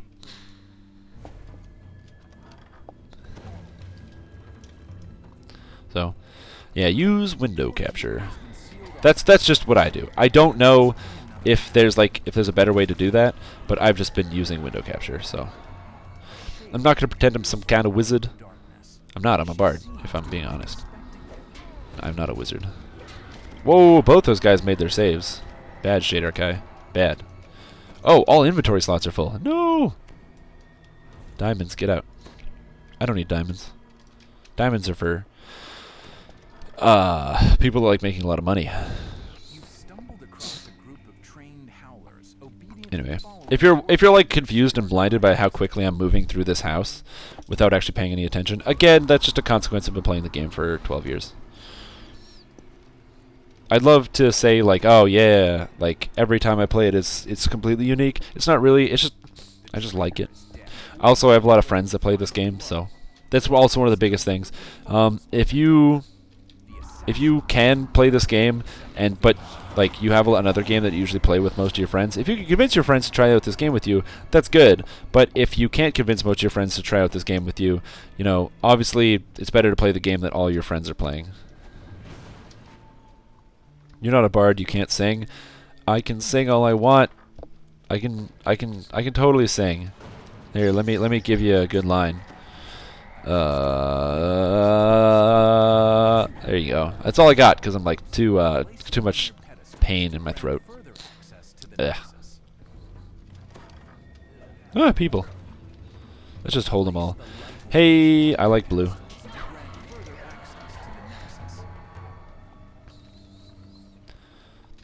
Yeah, that's the other thing. DDO is a fantastic community. Don't go on the forums. Please don't use the DDO forums. It's a terrible place to go. But I highly recommend checking out the DDO subreddit. A lot of really cool and interesting people. There's always new players coming back and posting on there. The DDO subreddit has, like, probably at least quadrupled in the number of posts since last year. It's become a lot bigger. More people are subscribing, following, people posting. It's a great place to be right now, so I highly recommend you check that out if you are a big fan of DDO, and you also happen to use some of these community websites like Reddit and the like.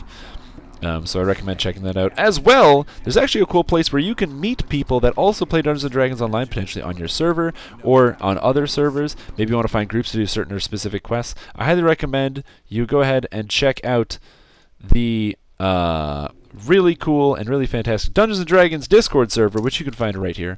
Discord is a fantastic program. If you've ever used TeamSpeak or Ventrilo or Skype to play and talk with your friends, Discord is like all of those things in one. It's got individual channels just like your TeamSpeak or Ventrilo. Everyone can have their own channel and server, but it's entirely free, and it uses less data, it's faster, and like I said, you can easily group and join channels and things much easier than any of those other old programs made it, or were able of being done. That's not the word I wanted to use. Easier than it was before. Yeah, now there's lots of people playing the DDO, like looking at the DDO subreddit. I mean, today there were just 2 posts which are basically like, hey, I haven't played the game since like before I had kids. And so it's like, oh, what's changed? What's new? So, ooh, Ortofon. Look at all this stuff he has to say. Oh, I can't even pick up anything because my backpack is full. Well, that sucks. Yeah, the DDO subreddit has become a lot more active, which is a great thing. I like the DDO subreddit, so.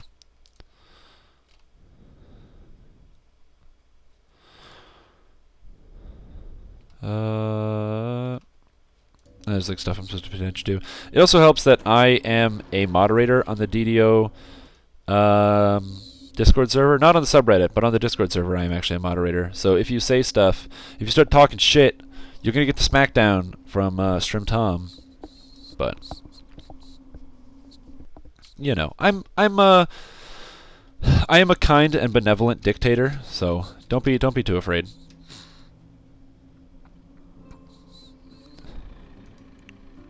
I stand here and do all my buffs and stuff. But yeah. There's a lot of really cool community tools out there. I don't mean to entirely disparage the forums. There are a lot of great things on the DDO forums. The best places to find builds is by going to the forums. There are a lot of fantastic builds out there, ways that can help you develop and make your character exactly the way you want it. Or if you're just not entirely sure, or you want to have something that gives you a very clear path, especially with a game with as much complexity as this, having someone who can actually put all the stats and the items you need into English is really useful. Or other languages if you use them. Does that mean I have to read everything on Discord? No. No. That's not how that works. As a moderator, I have several key roles. So number one, if kids start getting into fights, my job is to unfight them. You know, so break up disputes, things like that. It has happened a couple times, but basically stopping disputes, things like that. It's also as a part to listen to people and kind of gather feedback. We all can't be there all the time, so it's important for each of us to take our own individual role. I don't post that often, but that's just because I don't post that often. I'm more of a lurker than anything else. So I take an active role when I need to. I post mostly in like the build channels, talking about like, so when people ask questions about builds, things like that. But I don't generally just chit chat too much. That's just not really my style. However, like I said, breaking up disputes, discussing potential changes, things like that, to the server. We do make changes every once in a while. Not all of them are noticeable or that you might not notice on the surface, but we do make changes. For example, one of the changes was that you aren't automatically subscribed to every single server's channel. So say you don't play on Arganessen, you won't automatically see Arganessen. So that way it just makes it cleaner and easier to use. Holy crap! That's a lot of spell power, by the way. 1,118. Holy crap. That is a crazy amount of spell power. Oh my god. I am very jealous. I'll just say that much. Can I say that much? That I'm very, very jealous? Yeah, I don't have 5,600 spell points. I don't know how many spell points I'm going to be able to get on this character. I think this character might be able to cap out at like 3,600. But I can also regenerate my mana. I have Spell Song Vigor, which gives me mana back. I'm just not sure if I want to pick up Arcane Pulse for more damage, or if I want to pick up Deific Vengeance, Deific Warding for another 30 physical and magical resistance rating, which stacks with everything I already do. I'm not sure. I think the Deific Warding is probably better, or Deific Warding, whatever you want to call it. I think it's probably a little bit better, but we'll see how that ends up going. But god damn, there's a lot of spell power. It's the reason why it makes me wish I could have...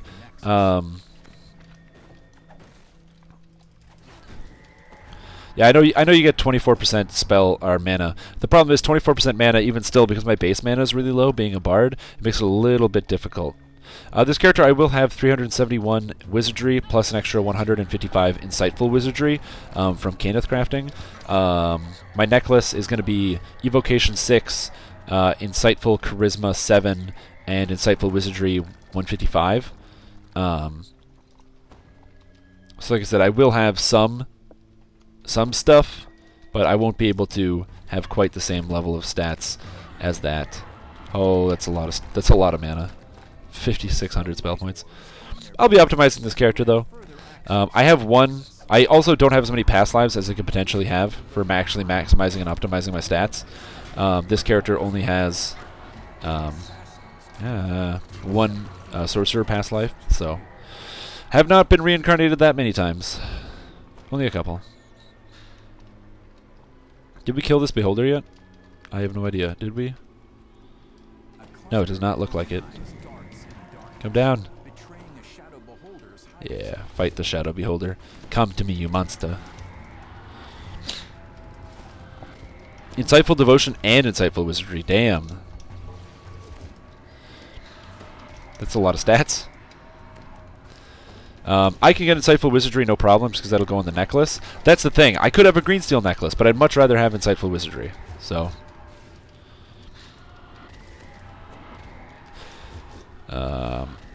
Insightful Sonic spell power I'll also try to get somewhere. I'm just not sure where I'm going to be able to... Insightful Sonic. So we'll see where I can actually fit that. My plan is to use, for my devotion spell power, I'm pretty much just going to use, on this character, the Epic Pansophic Circlet and call it a day. Obviously it's not ideal, like to have like better spell powers, but it's good enough.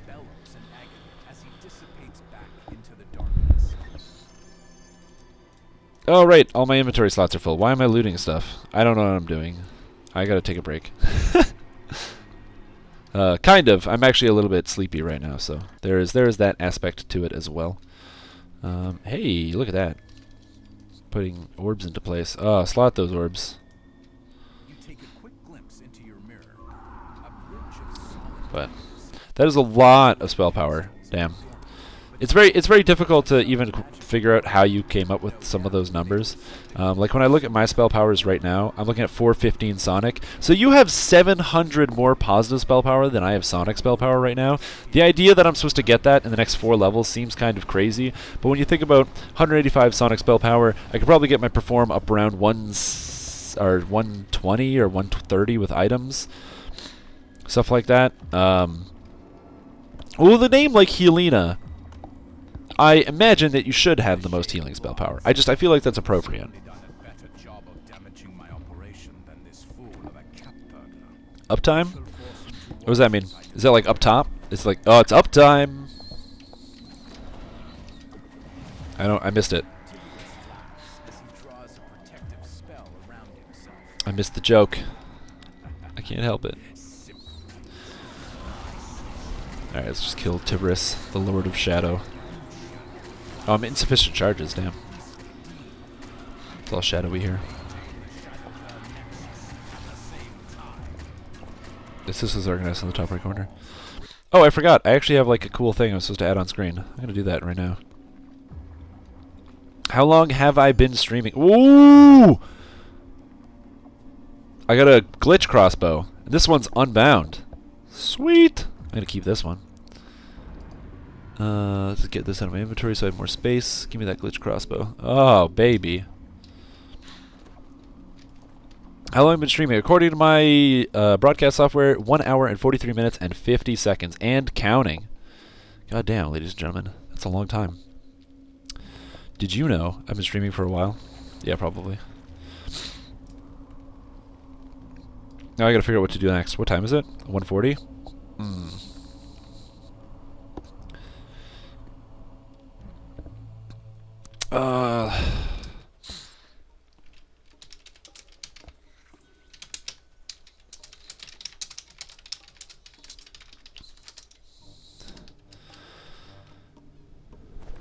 How do I send a tell to this character?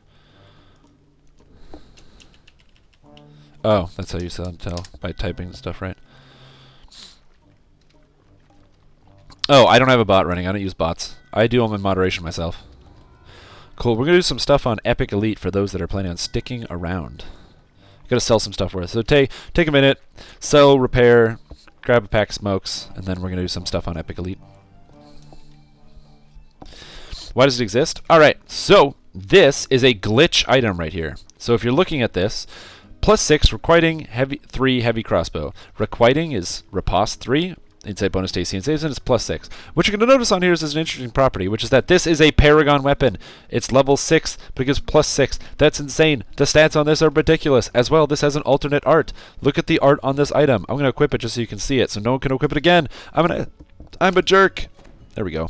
Look at the art on this crossbow. It's golden. It's beautiful. It's got a wood handle. Oh, look at this crossbow. Look at this. It's got the trim. It's a little like design and detail right there, and like it's got the little wings. God, this crossbow looks good. Looks like someone's got like, oh God, look at this crossbow.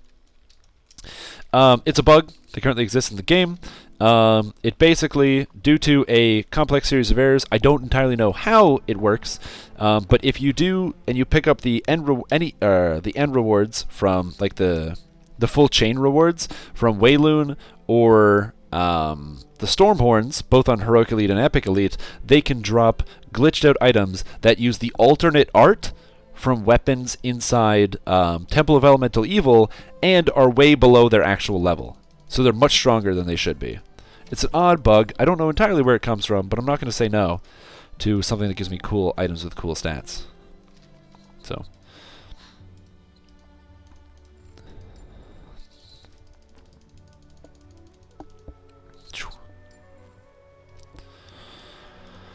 Oh, we're going to do some Epic Elite quests, so get ready, team.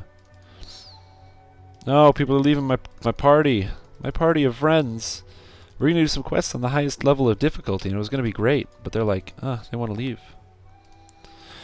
I'm just selling stuff. See, that's what I mean, like, all this stuff, I don't need it. It's all garbage. But look at all this gold I'm getting.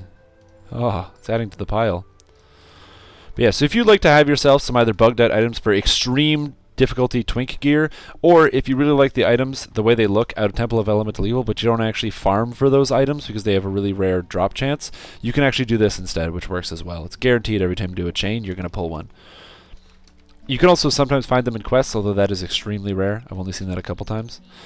Now, while I'm waiting around a little bit, making sure everybody in my group has time to figure out what they want to do, I get to do my daily dice. I always forget. I have a silver and a gold roll. Now, everybody gets a silver roll every single day, but if you are a subscriber, which I am, I pay to play this game. You don't have to, but you can. You get one gold roll for free every single week. So the silver roll, sure, you could do your garbage little silver roll, roll a 95 and pull an experience elixir, whatever, no problem. But what about your gold roll? You know, you could do even better. Why roll a 95 and get experience elixir when you could roll an 11? I rolled an 11, terrible number, still got 1,000 XP, which is better than the 750 XP. Damn, that was a lot of XP. I did not expect to get that much XP. That was a good thing. Still have an hour and a bit on this Sovereign Learning bonus.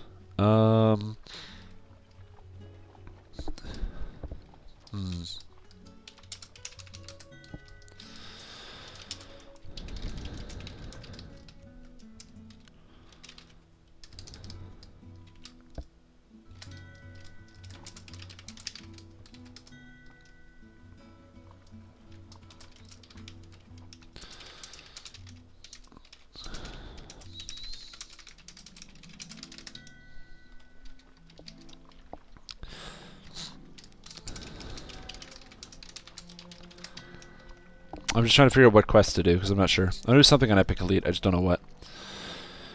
I just don't know what! There's some hard difficulty quests.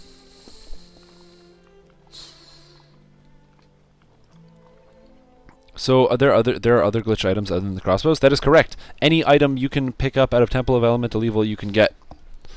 So, for example, one of my characters that I have on Galanda is a Kopesh using character, and they actually use one of the glitched out Kopeshes. What are some good quests? I don't know what quests to do. Is there anybody doing any quests? No, there's nobody doing any quests. It's just me. I'm the only group that's up right now. So what's interesting? What's a good quest to do?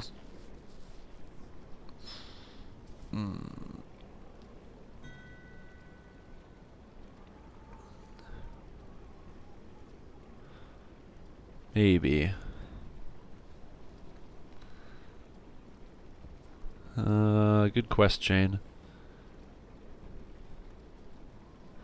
I kind of want to do Druid's Deep, but I'm worried that I'm going to run out of mana a lot, which I don't want to deal with. Tower of Frost. Is that quest out already? Did I miss it? I don't think I missed that, but Tower of Frost should not be out by now. Huh, that's weird. I don't know why that's in the game. Yeah, I think we're gonna... Look at all these quests you can do. This is another reason. Look at all these quests. There's so many quests in this game. And they're all individual adventures with their individual stories. Druid's Deep seems pretty good.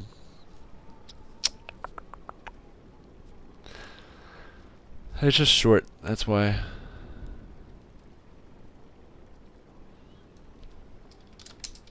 Druid's Deep. Why not?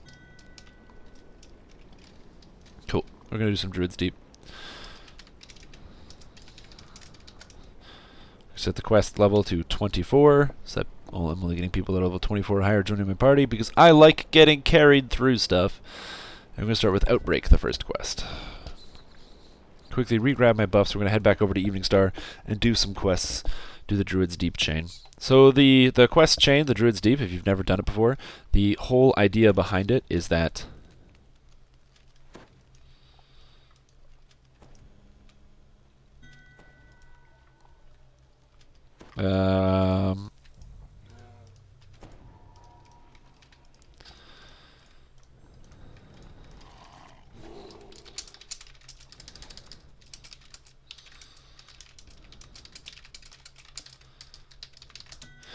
oh geez, I'm getting bad suggestions. But the idea behind the Druid's Deep chain is that the Druids... Hey, welcome, just heading out to Outbreak right now. Is that the Druids essentially have come down with some kind of like horrible disease or whatever. They're becoming infected and people are dying. And it turns out there's actually like a bad guy who's behind it. There's like there's some bard who's like, yeah, I'm going to help save everybody. I don't know. This plot, this story, you'll play it someday. And you'll get to experience it yourself. For now, I'm just going to kind of play it and do the XP, get the XP.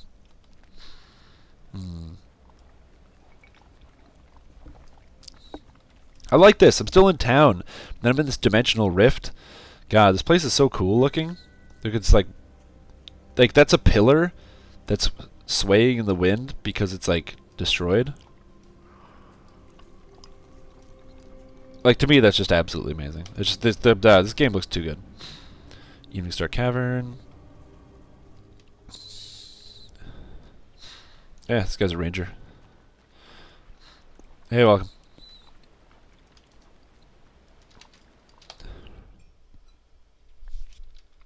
Anyways. And hey, we got another guy. Hey, welcome. Ah, gotta turn that mic down. But yeah, so... I'm having a good time playing DDO today. Honestly, it's been a little bit of a while. I've been playing a lot of other games over the holidays, and actually, as opposed to playing games, I've been spending time with like other people that I know, going to Christmas parties, hanging out with my girlfriend, working mostly, which is the deeply disappointing aspect of some parts of my life, is the volume of time that I work. I mean, I like going to work. I like some aspects of my work, but I don't like the fact that I work like 1 billion hours a week. Now, fortunately, thanks to a thing called the New Year, the nice thing about the New Year is that my company that I work for, and by my company I mean me, because I pay me, I don't want to pay overtime right now, because usually, if you're doing really well, if you have a business and you're doing really well and you're making lots of money, you can afford to spend a little bit on your overtime, you know? Get some people working more, and then you can make more monies. So the more time people are working, the more monies you're making, and it's all good. But this time of the year, I have no reason to schedule any overtime for anybody. We're not making monies right now. It's January. The year just reset. Everyone's back to zero. So right now, I'm just gonna chill. don't have to do a lot of overtime. Get to spend time with like the people that I care about. Get to play a lot of video games, which is why we'll be playing a lot of Asheron's Call 2 the coming weeks. Later today, I will be uploading the 8-hour or the 6-hour epic that was me playing Asheron's Call on Sunday, I think it was. Sunday or Monday. No, maybe it was Monday. I don't know. Man, look at all these buffs. God, that takes so long.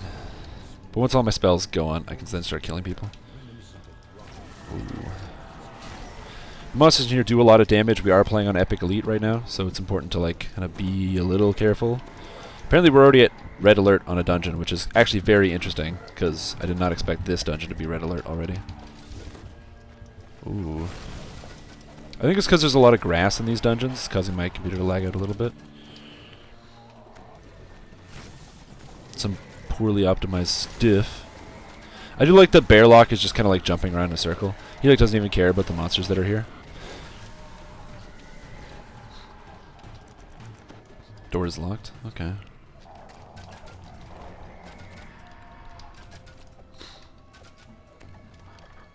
I don't know if I can do anything to this boss, because this guy's basically infected. He's an infected zombie. He's immune to dancing, so I can't make him dance. That's deeply unfortunate. As a bard, all I want to do is make people dance and feel good. I can't actually do that to this guy. He don't give no shit. He freezes, though. That's good. Is Bad Wolf running the exploit build? Fighter 6, Druid 5, Ranger 9. It's a different split of exploit, but it is the exploit build. Yes. Building a new PC? I did that already. So I did build a new PC. So that's why while streaming, I have DDO on all max settings, and I'm streaming, and my computer is... I don't like to overclock my computer, so I'm still able to stream at 60 FPS and play. Right now I'm hovering around 25, but that's because there's just a lot of shit going on the screen. And as I said, DDO is not the greatest, most optimized game ever, especially when it comes to different effects. Like I'm currently getting a lot of just graphical lag right now. When I stream other games like Path of Exile, things like that, it's a little bit easier. You're the one that posted it on the vault? Oh, the exploit build? Cool, man. It's an interesting build. I don't think there's anything wrong with it. Like, it's clearly not designed to work like that, but it does work like that, so that's definitely going to be the go-to build, like the one that people should play. I like the exploit build, although I don't really want to play as... I'm probably going to play one at some point, but I don't want to do it as a Purple Dragon Knight. I don't like the fact that you're really, really, really big. I want to play as like a small little wolf. Like a small wolf. Just a little tiny baby wolf. So, I'll probably do it as like a human, so start from level 1. Starting from level 1 could potentially also give me access to more of the natural fighting feats, which I think would be better overall, so... What about the new car? Dude, I don't have a new car. I have the party bus. Ah, the guy hit me for 700. Get out of here. Stupid jerk. Stupid sexy Flanders. Ooh, electric loop. That's bad. That's still bad. I'm still taking damage. That's bad. You do the halfling version, but arc of the DOD is bigger when PK. Oh, Arc of the Dance of Death is bigger when a Purple Dragon Knight. That's interesting. I did not know that. Yeah, probably, but what if you don't want to have a big character model? Then you're stuck. So, like, we have this Bearlock here. He's a Purple Dragon Knight, so his bear is a lot bigger than it's supposed to be.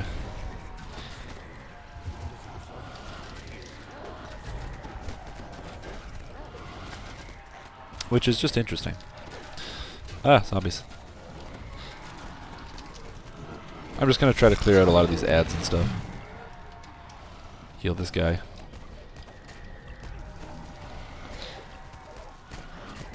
That's interesting, though. Like I said, I haven't written any of like those type of builds before, like the super endgame high damage builds. I've mostly written like builds for fun. If you are looking for an easy way to play the game, I do actually have a fantastic, highly lauded guide for Arcanager Ranger that I would link in a moment, but I'm kind of killing... Oh, I'm not killing. I'm going to get killed here. Hold up. Hold the phone. Hold the phone. No. No. Oh, God. Everything dies. I lived. Is that just like a consequence of being a Purple Dragon Knight? Everything's bigger? Everything's bigger when you're a Purple Dragon Knight. Oh man, what does that say about... Is everything bigger when you're a Purple Dragon Knight? Like everything? Also, does that apply to half-orcs as well, or is it just Purple Dragon Knight? Because I know they use the same model, so... Do you hear this crazy noise coming out from inside my room? Next is Overgrowth.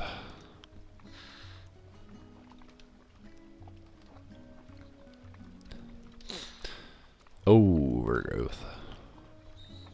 That's right, everything is bigger.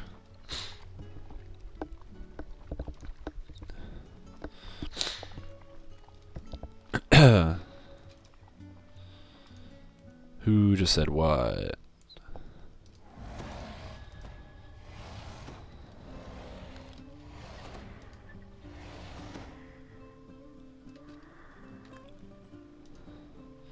It definitely wasn't me. But if you know somebody who can give me a job at CBC on the radio, let me know. I can imitate them.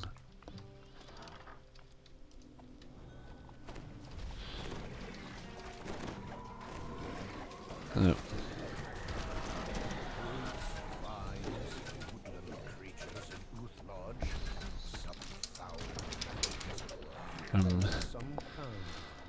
Gives you a free feat and damage boost, so again, efficiency-wise. Yeah, but if you play as a human, you're not as big.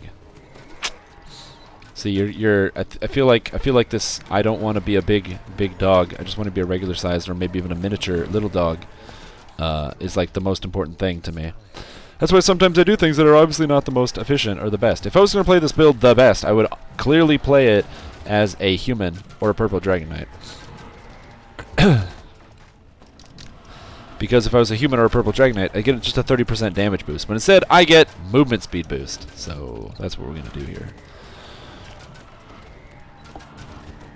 As I said, sometimes you got to make sacrifices.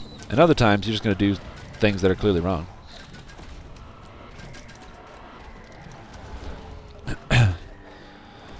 Exactly, that's the thing. It just you can't beat the fashion, man. I kind of wish there were more options for fashion.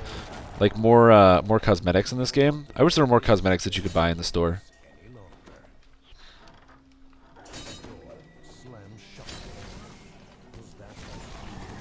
But really, you don't need to be efficient in this game. It's not really hard to play. That's also the difference. That's true. It's not really hard to play. Dungeons & Dragons Online is a game where we all like make the best builds and we do everything, blah blah. But at the end of the day, it's not really hard. You could get like 6 ragtag idiots who aren't even level 30 and go do Legendary Elite Slave Lords. So, and that's supposed to be like the hardest content in the game. So really, I mean, it's not that hard. But that's just a consequence of the times, man. Which is why I'm excited for Reaper mode. When all of us nerds who like to over-nerd about this stuff and come up with, and just sit down around the computer screen and make millions of builds and spreadsheets and spend like 35 goddamn hours coming up with all these different concepts and ideas about how we want to play and make our characters, that's when it's really going to shine. All that time I spent failing out of school so I could like play this game, oh, it's good.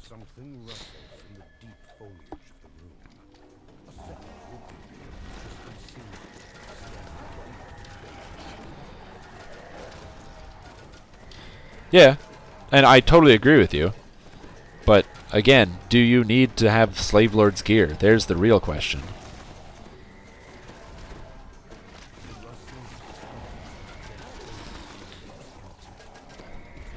Like, the real question is, do you even need the Slave Lord's gear? I'm going to have this full Slave Lord set.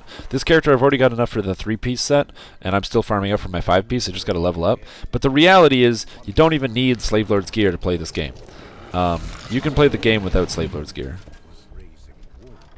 Oh, trust me, I love selling that shit for shards. I am a huge fan of making astral shards off of people that don't really want to farm. Big fan.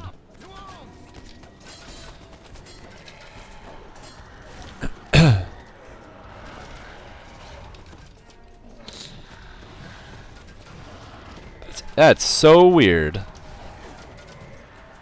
I'll allow it. Never thought a robot was going to do my job for me, but it clearly is. But there are a lot of ways to make money in this game, and by money, I mean astral shards. Platinum doesn't have too much of a use to the majority of players, but astral shards are great. Astral shards allow you to reroll chests. Astral shards allow you to upgrade or not upgrade, but allow you to like repair your armor and quests if you happen to die a lot. Astral Shards allow you to resurrect yourself or your friends. Astral Shards allow you to do all sorts of crazy shit you can't normally do in a video game. So, Astral Shards are very useful. Having lots of them is hard to get. Usually you have to pay money, or let other people pay money for them, and then you sell stuff to them that they could actually want. So for example, if you want to make Astral Shards, sell things like dragon scales, the collectibles that make commonly crafted effects, like Constitution, Charisma, Intelligence, sell those specific collectibles.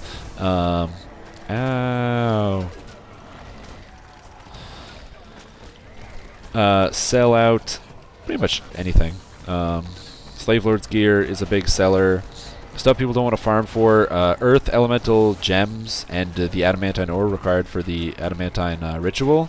People don't really like going to farm that, so. See, I like to. I still don't have Leopard's Chill or Epic Leopard's Chill because it doesn't drop because Turbine hates me. So until I get Epic Leopard's Chill, I can't actually stop using Astral Shards. Yeah, it's like I said, it's a thing. I don't know. I've never understood the purpose of like duping items in like a video game that's all about getting items. It just seems kind of pointless to me. Like I could kind of get it in like a single player game because like you can like alter your experience. It's like, why are there cheats in Grand Theft Auto? Because by using cheats in Grand Theft Auto, you can kind of alter the way that you play the game and make and stuff like that. But with a game like this, if my goal is to get all the items and then I just have all the items, I don't need to play the game anymore. I mean, you could still like come up with new builds. It is also convenient to have enough stuff so you can get like +6 tomes and all your characters and stuff like that. So I can, like I said, I can see some of the appeal to it. I'm not saying I don't understand it at all, but I guess I don't entirely understand some aspects of it. I'm not gonna harp on people for like taking advantage of things like that. It's the kind of thing that shouldn't happen in the first place. If there's a hole in the code and the players use it, it's not the player's fault for the hole being in the code. But if it is something that gets patched and fixed, it's something that gets patched and fixed. So, especially because in a lot of cases, you just kind of find these different types of loop or holes.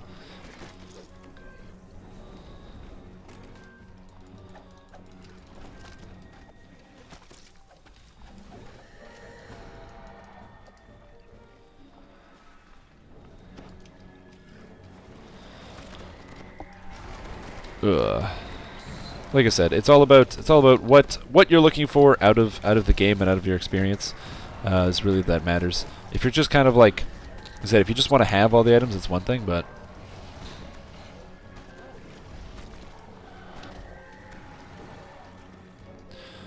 like I said, I'm not here to play judge or jury or executioner. I'm just a guy that's playing the video game, and I don't do that. Exploitionary things to acquire items. Just makes no sense. It's like sort of like in Diablo 3, they had the real money auction house where you could spend real money and acquire items and stuff. It's not that the idea is like an evil concept. I just oh, poor bear. The poor bear is stuck. Oh, he's stuck in a bear trap. He's snared. Can I Song of Freedom? Where's Song of Freedom? Is this one? Oh no, he's already out.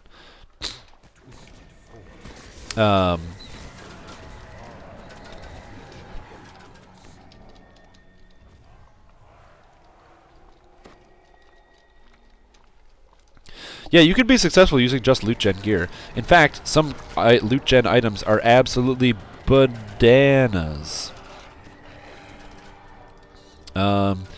One of the items that I'm going to be using on this character is a set of goggles that will be loot gen. They are Enchantment Focus 7, Insightful Evocation Focus 3. They could have an extra slot on them that has an extra effect, but that item is crazy just the way it is, and so I'm going to use it just the way it is. Because I don't really need goggles, and it fills up exactly the need or what I need it for. There are a lot of very, very good loot gen items, so you can absolutely get by with using just loot gen. Named items are really good, though, right? So don't disparage named items. If you have the option to use named items, I do still recommend it. You know, if you have something that's going to fit into your build, but you can just use random loot gen, which means that say you don't have a quest pack, you don't want to buy the Devil's Gambit because it doesn't feed into any sort of form of raid content, but you know, there are some good items out of that content. Talking about like the epic fatal flaw, stuff like that. If you don't want to use it, that's okay. You can find other ways to get through it. Although some of the best items are for sure coming out of things like Legendary Greensteel is very good, Slave Lords is very good.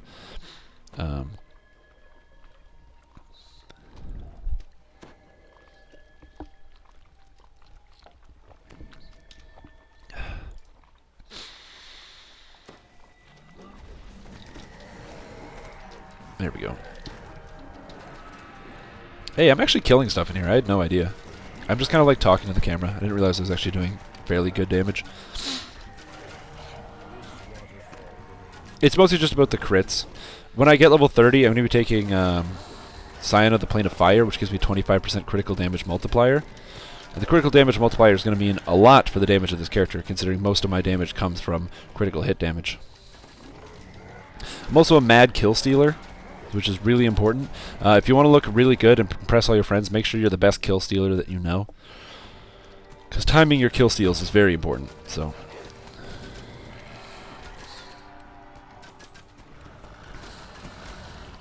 yeah, probably. I don't use Legendary Greensteel for the clicky, though. You're dancing.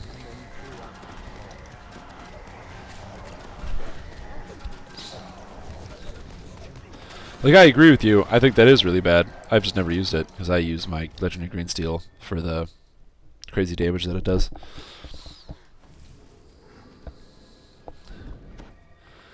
Damn. Still capped out. Ugh. But yeah, so there's, I don't know if I told you guys, one of the things that you can do... Oh, double champs. Oh, I'm gonna die. Oh, I've got a bear behind me. We're fine.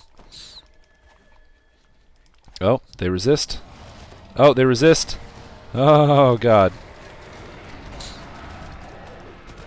These bears are making their saves. I'm currently using a level 15 charisma item, so there's limits on what I can do with some of my saves right now. But I was going to say something. Oh, it's gone. My brain, it's empty. Oh yeah, Bard. Yeah, so there's some interesting things you can do with the Bard. Some of those things include... oh God. Let me just get some AoE stuns and stuff down here. Oh man, I'm layering stuns across these guys at a very high DC and they're not even noticing. Anyway, so the Bard has a song, this one right here, Spell Song Vigor. It restores 2 mana every 2 seconds. It's a great spell just because it gives you a lot of mana back. It's a useful ability. I wouldn't say it's invaluable, but it just gives you mana back. Now, over the whole duration, if mine lasts 7 minutes at every 2 seconds, I'm not going to do the math, but that's not that much mana. That's like 200 mana over 7 minutes. Well, that's not really great, but it's something. It's at least some amount of mana that you get back. What is very interesting, though, is that for whatever reason, it's not coded as being a regeneration effect. It's for some reason coded as some kind of damage effect, which as a result means that every single time that it ticks Spellsong Vigor, it activates anything that happens to you on damage. So, Deific Warding, the level 29 Epic Destiny feat, which makes it so every time you take damage, you get a stacking bonus to your physical and magical resistance rating, that will work in conjunction. So, the song, Spellsong Vigor, will stack up Deific Warding. Why? I don't know why. I don't think that's intended. I don't think that's how it's supposed to be, but that's how it is. So, I'm just going to take that feat for a free 30 physical and magical resistance rating, call it a day. Because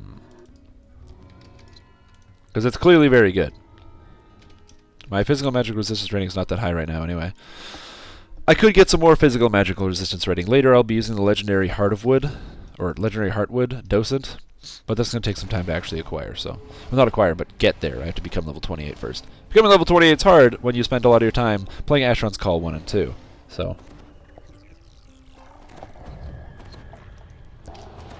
Oh, let's go. The bear's moving. I move with the bear. So wherever the bear goes, I goes. There we go. In fact, I'm going to use Inspire Courage to give my teammates a little bit more damage. Because I'm playing as a bard, my Inspire Courage does actually add a fair bit of extra damage. Hey. That's rude. Oh, I got stunned. That's bad. Ah. Look at these guys attacking people. It's because the Will-O-Wisps have these little stuns. Give me up. Ugh. Yeah, after this quest, I'm going to kind of go through the build and kind of explain how it works. Not so much why you should play it, but why you should not immediately dismiss it as being like, oh, well, you're playing a bard. Why are you trying to pretend to play a spellcaster? There's a couple actually very specific reasons as to why I play this character build and why I think it works. Not just works, but it works decently well as well. Oh my god! Stupid stun!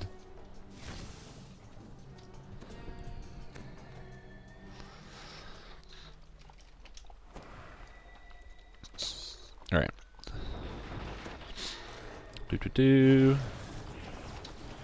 Get some stuns going over here. Oh, they all have freedom of movement! Oh, they have America! Oh, so much America.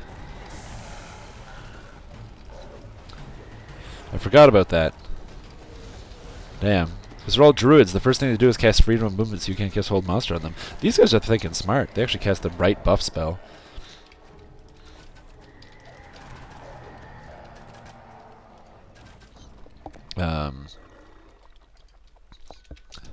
Yeah, this build is a lot of fun because, like I said, it provides different ways to engage the combat. I can kind of skirt the outsides and just kind of throw in some extra damage. I can really go ham on the center here, use some crowd control effects. Apparently my crowd control effects are not working very well today, but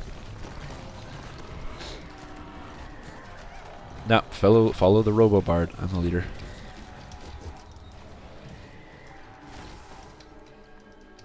Is this Epic Elite? Yes, sir. This is Epic Elite. I only do Epic Elite. Just kidding. I did that XP run on non-Epic Elite.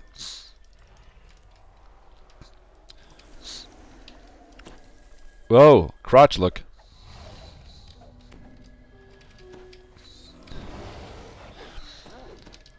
Dance. I like the bear dance.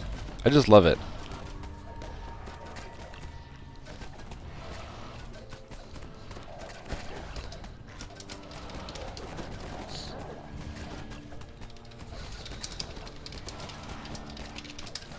But yeah, this is in fact Epic Elite. If it doesn't look that hard, it's because we have a tank. So I'm going to explain this. I've explained this many times. People say, "Oh, you don't need a tank to play this game. You don't need a healer to play this game."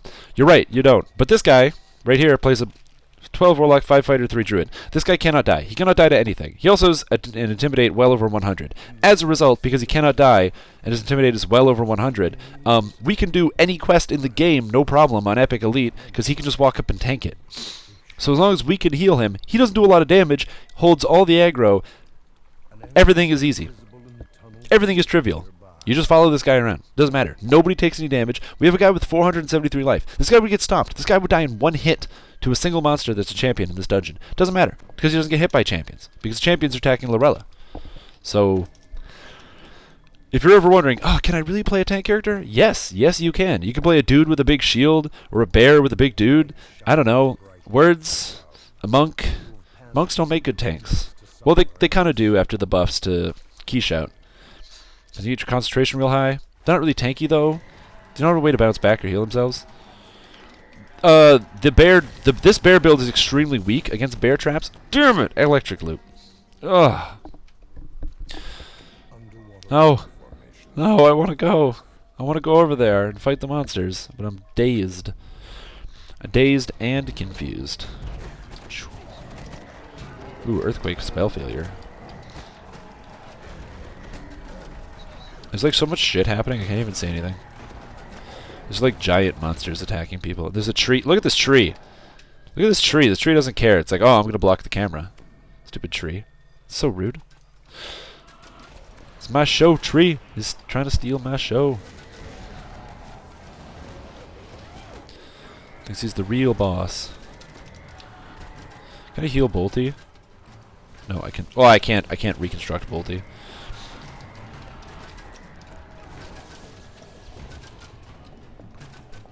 Yeah, there we go.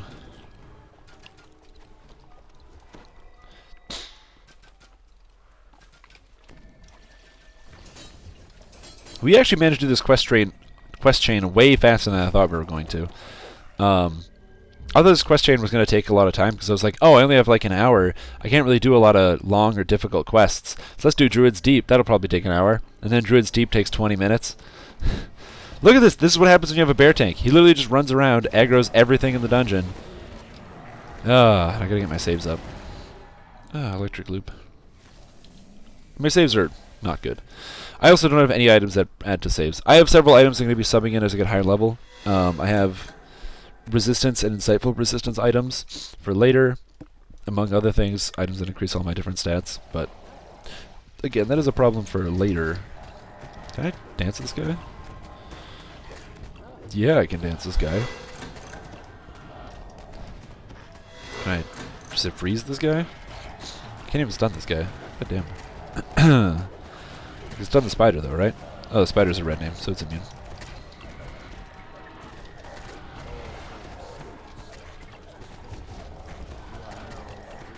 Bear traps are the only thing I think that actually slows people down. And by people I mean this bear. This we do search, rescue.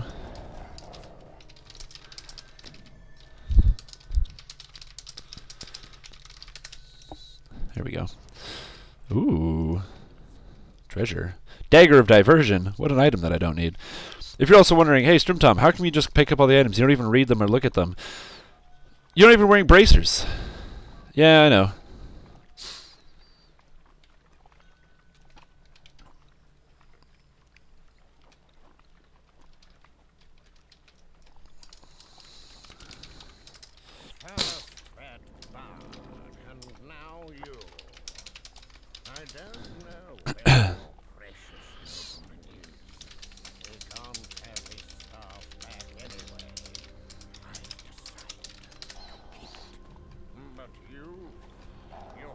I was like, after this, we do search and rescue. And then the guy's like, that's not what my wife told me. She said I was going to bed. So I said, well, Strimtom says search and rescue. And he says, all right, well, I'll tell her. And I'm like, now, who is more important to you? Me or your wife? Like, come on. And he said he has to ask her. So he's going to ask his wife. So 5 Paladin could do better than 5 Fighter max Charisma to hit to unlock stuff. So, I don't... you're right. 5 Fighter actually, or 5 Paladin would be a lot stronger. It would do more damage overall. It'd be a more versatile build, much higher saves. It would actually be really, really good. In fact, if you know, I want you to think about it. What reason could there be to go Fighter over Paladin? Oh, he needs to remove fear. I got it. Have no fear. I am here. What possible reason could he have for going Fighter instead of Paladin? Can you come up with an idea? And for the record, there is a correct answer. There is a reason he uses Fighter instead of Paladin. A very, very, very good one. But I like letting people figure it out on their own. Is it because Fighter gives him more damage? Is it because Fighter has better stats? Maybe there's something better than the Stalwart Defender tree? You'll just have to figure that one out. Whoop. Where's that guy? Oh, he's dead. Resin coming. Oh, he resurrected himself? That guy's microphone is terrible. My god. Bad corrupted druid. Why won't you die? Yeah, there is, like I said, there is a very specific reason as to why this bear build goes fighter instead of paladin.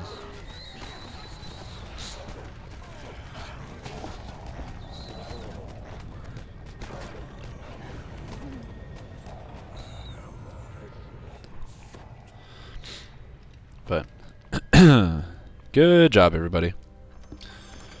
Ooh, I got the Swaling Blade. I actually really like the look of the Swaling Blade. I think the sword itself is total garbage, but it looks really cool. This weapon could be good if it actually did damage, so. There you go, that's the reason. It's because druids can't multiclass into paladins due to alignment restrictions. As fun as it would be, druids have to have one step as neutral, and paladins have to be lawful good.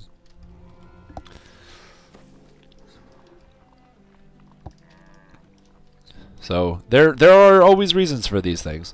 Unfortunately, as much as we would like to do a paladin, with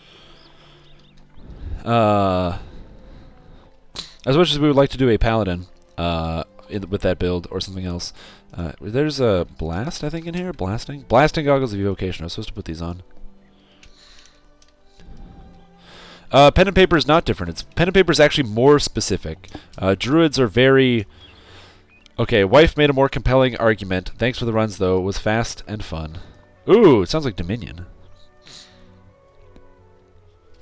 Okay. Search and rescue EE. Legend Elite search and rescue. And good intentions. But no, pen and paper is very specific. Alignments actually mean more in pen and paper, because in pen and paper you actually have to roleplay your characters. So if you're playing a paladin druid, then your character's either very bipolar or no one's forcing the rules.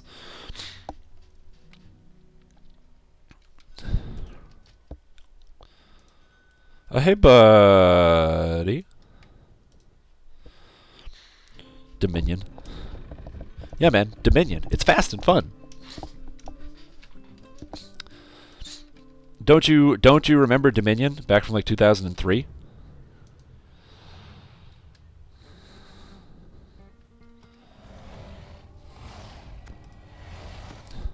Why would you run anything else other than Slave Lords?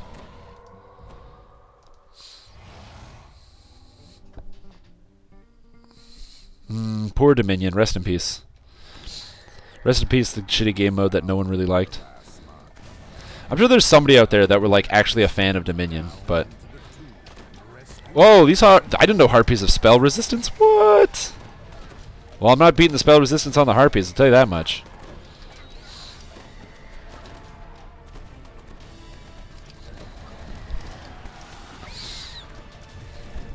Yeah, actually max out your armor class. It's actually not that hard to get over 300 armor class if you're playing as a pure dedicated tank. For example, I have a paladin favored soul tank that's able to get over 300 armor class and physical resistance rating, but it does take a lot of dedication. You have to do some pretty interesting splits and stuff to do. Mental gymnastics. I actually don't really care that they got rid of Dominion. I just find it goofy that there's still only one game mode. Like, how long has it been? Oh man, my game is like lagging out because of the volume of monsters and the amount of damage I'm doing. The game can't handle it. Oh god, look at the damage. The damages. But yeah, multi-classing is generally the way to go. As much as I would like to say that like Pure Fighter is really good, it's really cool. I think that the concept behind the Last Stand ability, where it gives you the reactive healing, is amazing. The problem I have with reactive healing is, especially for that fighter, for the fighter Last Stand, is that it's positive energy healing as opposed to neutral healing. So because it's only positive energy, it means that if you're playing as any kind of Warforged tank, it's basically a useless ability because it's going to be healing you for half, which is just unfortunate. If you spend the points to get the Healer's Friend, that's fine, but you're just going to be not as effective as a non-Warforged tank, so disappointing. Math is sad.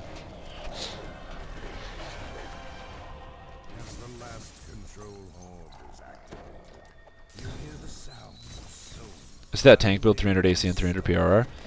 Oh, you will, but not right now. I am. Oh, that guy died. Rest in peace. Res incoming.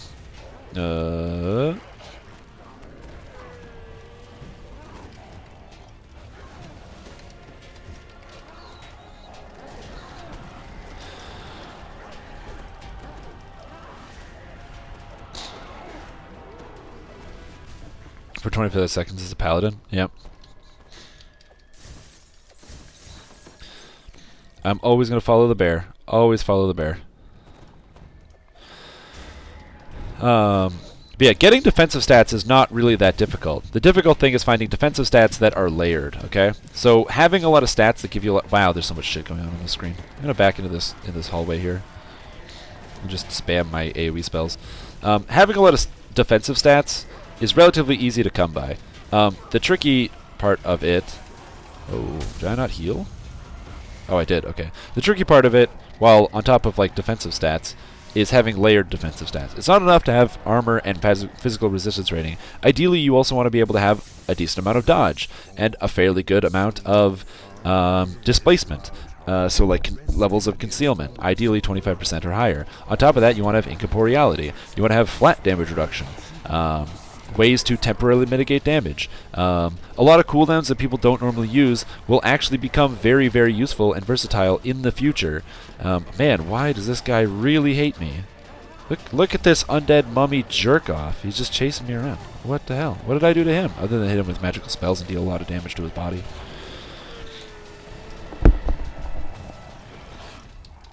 Well, if you're wondering, the bear tank in front of me has 2,600 life, over 300 armor class, and over 300 physical resistance rating. So if you're wondering how he does it, just send him a message. Lorella on Arganessen. He'll tell you. But the math really isn't that hard. You get some armor class bonuses out of different trees. Mix and match some goofy stats. I'm going to quickly use Shrine. Oh, God. There's a bat on me. I hate bats. Why do these exist? Thank you. Stop moving. I'm like lagging a lot. I don't know why. An injured adventurer sits in the hall. Yeah, this build is going to be sitting around 140 physical resistance rating, potentially a little bit higher, depending on what kind of items I can actually get myself. So we're going to have to see what kind of gear I can get my character or like sorted out with. Oh, hey. Hey, yowza dudes. All right. Let's just let this calm down. Jeez.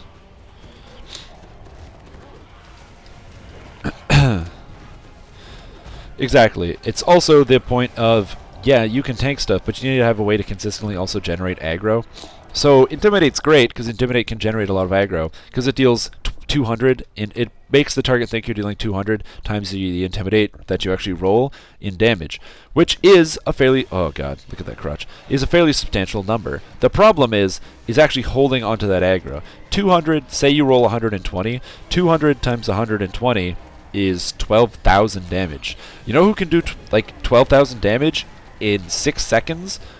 A lot of high-end DPS. My ranger could do 12,000 damage in less than 6 seconds and pull aggro off of a main tank. So you need to have ways not only to deal damage, but also to consistently hold, or not to grab aggro like Intimidate, but also to consistently hold aggro.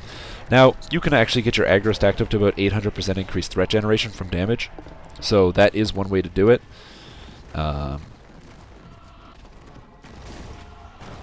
Ravenous Umber Hulks. Oh god. That guy's fucking dead, which I find hilarious.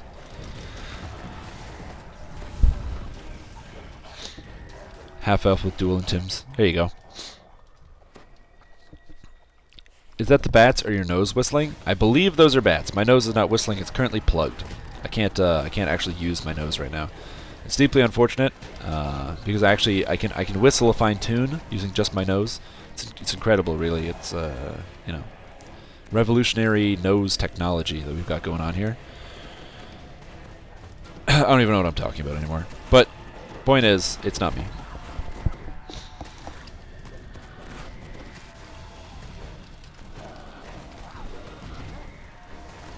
Yeah, getting over 300 physical resistance rating and armor class is not really that tough. It's also sustaining yourself. A lot of people don't really want to play healers. If you're playing a healer in like Reaper mode or something, that's totally different because external heals will be essentially required.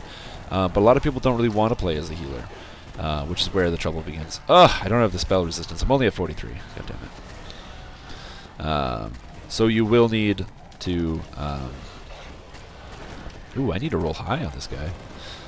I don't have any spell resistance items on right now, so... we save him.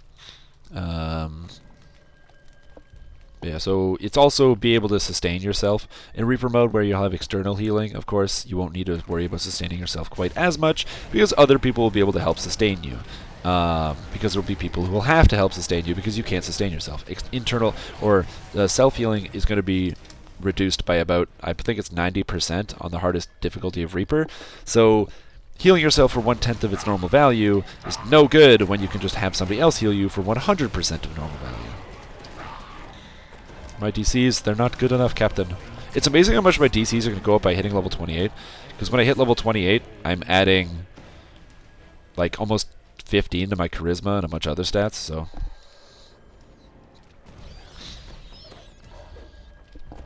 Whoa.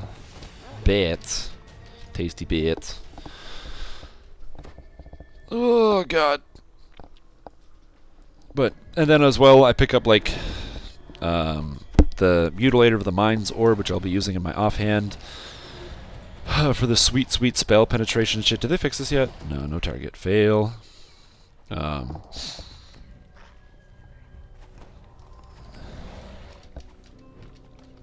Buff my guys. Let's go, guys.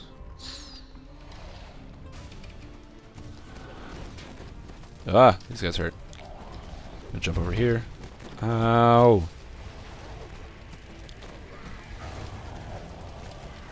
If you're wondering why the screen is lagging like crazy, I have no idea. I can't tell if it's the server or my computer. I don't think it's my computer though, because my processor is fine.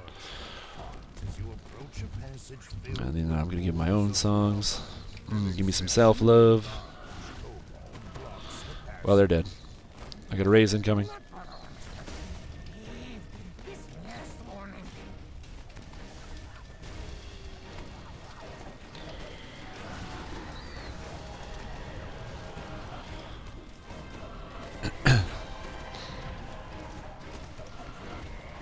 I'm just gonna shoot my energy at these guys. These kobolds are a little bit tough for my character.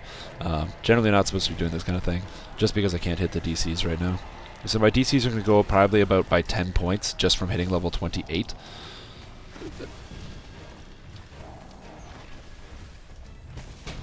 So level 28, yeah, no, it's a big deal. By hitting level 30, I'm gonna gain even more stats. So I'm not sure if I really want to go for the. Oh, okay.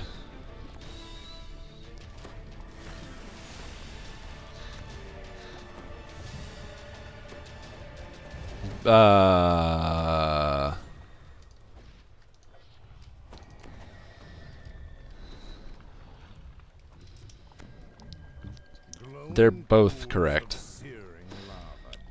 Being psychic or being telepathic. Well, okay, so they're different. Having premonitions.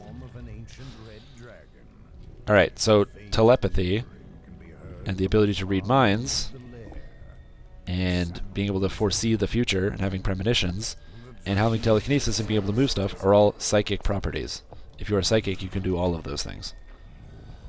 Or if you can do any of those things, you are classified as psychic.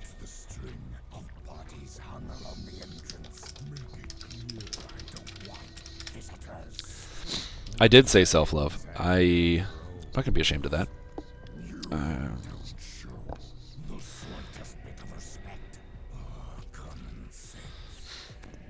Ooh. Yeah. It's like there's magic. Telepathy. Oh. Yeah, precognition. It's like in Minority Report. God, that's a good movie. Oh, God! Oh! I didn't notice all the kobolds were behind me. I was talking to my party members, and I just got destroyed.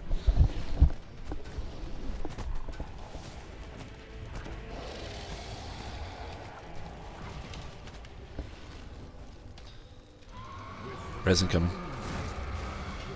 Oh! Oh, this kobold's chasing me. Here, I got it. Kaboosh! Enjoy your stay, kobold.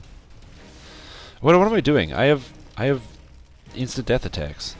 Whale of the Banshee, suckers! Oh, energy burst. So the interesting thing about the kobolds in this fight is that all of the kobolds can use. I'm gonna mute this guy because his microphone. It sounds like he's going through like 3 tunnels. All the kobolds in here have, all the shamans have access to Draconic Incarnation abilities. Because they're level 57, they get 57 base die on their Dragon Breath and stuff, and they have a bunch of spell power. So they basically kill you in the face with damage. Pretty good. Let's save this guy. Good work, everybody. I got nothing. Ooh, somebody got the Legendary Heartwood with a Mythic 2. Not bad. And somebody else got the Legendary Heartwood, again, with a Mythic 2. Nice. Good work, everybody.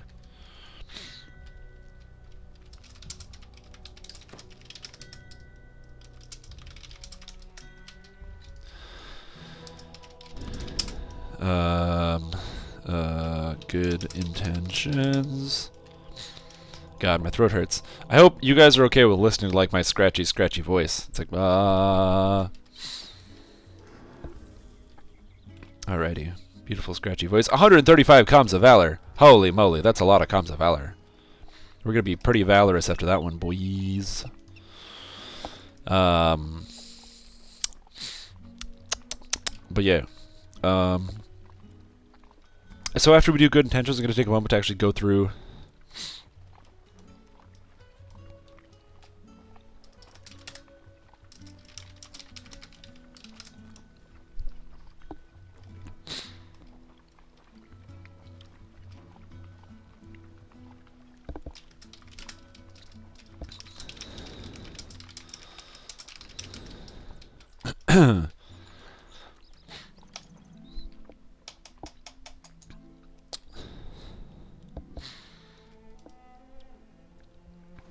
Sorry, my throat really hurts. After we're done this next quest, I'll take the time to actually explain this build, how it works, and if you are interested and you like what you're seeing, you're saying, man, this is kind of cool, playing like more of a support, kind of back-end kind of character, still carrying a lot of the kills, being top of the charts, talking like I'm some kind of like I'm some kind of I don't know, like a fire mage at the end of every expansion of World of Warcraft. You just want to be top in the charts. This character is the character for you. I don't think I'll be writing a formal guide, but I will do a little bit of a detail here so you can kind of understand how the character works, how the math comes together, how you play it, and also, if you want to be a cool badass robot like me, and you have $60 in your pocket that you don't really need, this is going to be the build for you. Why did somebody die? What? I'm not paying attention. My throat hurts. I mean, I could probably make some kind of like terrible joke, but oh god, my throat hurts. Ugh. Need some like Cepacol or some crap. That's why behind me I have like a whole bunch of NyQuil that I'm just gonna chug the moment I turn off the stream. I'm just gonna chug half a bottle and go to bed. I should probably stop drinking coffee, but whatever.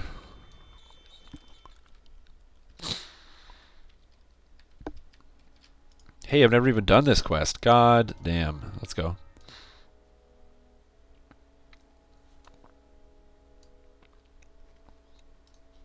Let's do it. That way I can like buff these guys as we go along. Ooh, first time completion bonus and everything. With that, Orban's image vanishes.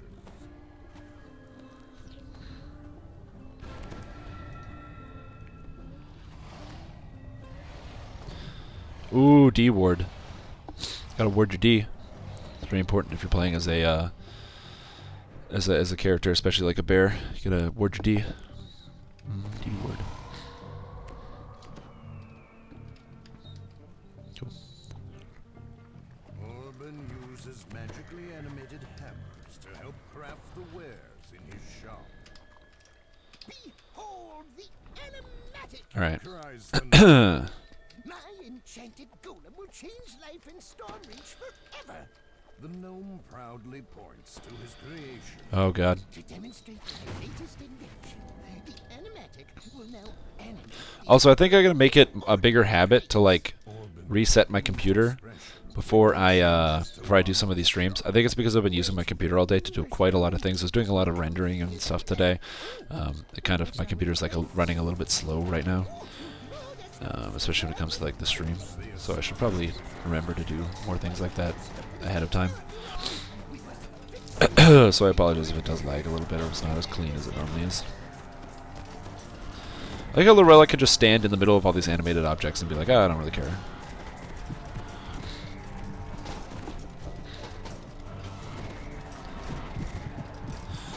Like, this is what tanks are for, okay? This is what tanks are for. This is Legendary Elite, by the way. We're just fighting everything. Just get rid of it. Get 'em.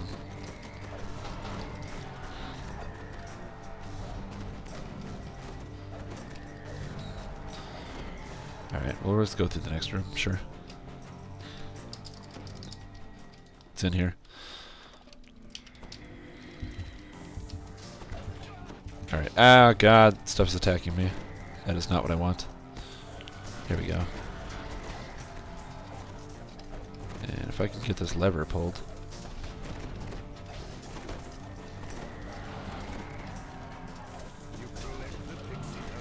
Hey, it's only orange. Oh! Why are these stupid chairs attacking me? Bad chairs, bad. I mean, it makes sense. We sit on them all day. The forks and knives, we just use them. But the knives should at least be happy. We use them to cut into like delicious, tasty meats and things. Probably have some when we cut through vegetables, but really, knives are designed for cutting. Chairs, though, they're probably like really comfy, and then we sit on top of them, so... I have no idea when I find the energy to play my completionist again. As crazy as it sounds, the moment I got completionist, I was like, cool, I did it, check that box off the list, and now I'm not really playing it anymore. I don't really have any other way to describe it, but it's just like, you know, now that I have completionist, it's like I don't really care about playing completionist anymore. I like trying to get it. It doesn't really matter. I have the prestige! And as also, I need to come up with some kind of interesting or new build. I'll probably transfer it over and then reincarnate it into some kind of like Dragonborn when Dragonborn comes out. I think I'll probably just use that character to test out whatever the newest thing is. So whenever like Dragonborn comes out or anything like that, if we get a new class or new enhancement trees, I'll probably use that character as kind of like the baseline what I'm going to build into. When it comes specifically for Monk, I re-rolled my Ranger main character that I was doing Slave Lords and stuff a lot into a Monk because I do believe that, well, Monk is really, really good, and I'm very confident in that, which is why I re-rolled my Ranger into a Monk. I'm very confident that it's extremely powerful, but alright. Alright, this is a red alert. Red alert, ladies and gentlemen, red alert!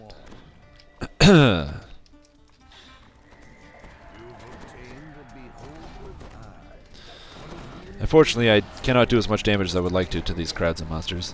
Consequence of just being a little bit under what level I would like to be at this point. Gotta play the game more, apparently. God damn. Isn't that lame? When you have to like play the game to get better at it and to get more stuff and more stats. Ugh. It's almost like I actually enjoy it. Ow, it hurts to laugh right now. It's actually funny, my throat didn't really hurt all day, and I was like, cool, I think my throat's actually getting better. Maybe I'm overcoming the sickness. Maybe my diseases are not quite as great as I thought they were. Maybe I can survive. I can get past it. I can get over it. No, I was just sitting quietly and not really talking all day. Now that I'm talking, could also be that I'm just lazy and I don't stream as often as I could. Not used to using the voice all the time. Although I talk all day, I don't know. Maybe I should just like stop complaining. But I love complaining. I'm Canadian. That's what we do. Like, if you want to relate to a Canadian, just complain about the weather. We love doing that. It's pretty much all we ever do, is complain about the weather. Like, if you're like, oh, there's this Canadian, they're kind of good looking, and I don't know how to strike up a conversation. Just complain about the weather, and they'll be like, oh yeah, oh it's terrible. It's like one of the most Canadian things you can actually do. over here! Shouts Orban. Please hurry! All right. I can't keep the animatic. So in this fight, the most important thing that you need to know is kill the ads. So as long as you kill the ads, you'll be fine. The boss doesn't really hit that hard, but killing the ads is imperative because the ads do a lot of damage. The ads cast a lot of spells, the ads drain a lot of levels, so kill the ads. If you ever need to be told to kill ads, you suck, by the way. Kill ads. This is like video game thing number 1. Always kill the goddamn ads. God. I don't have magic missile protection.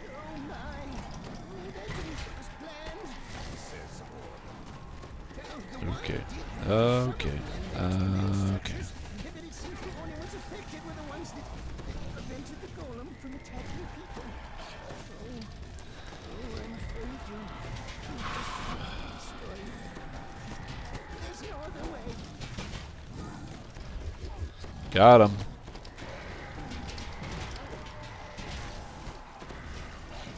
Oh my god, team, kill the ads. I'm like jumping around trying to not get hit by all the crazy damage that's coming out from these ads. Ads.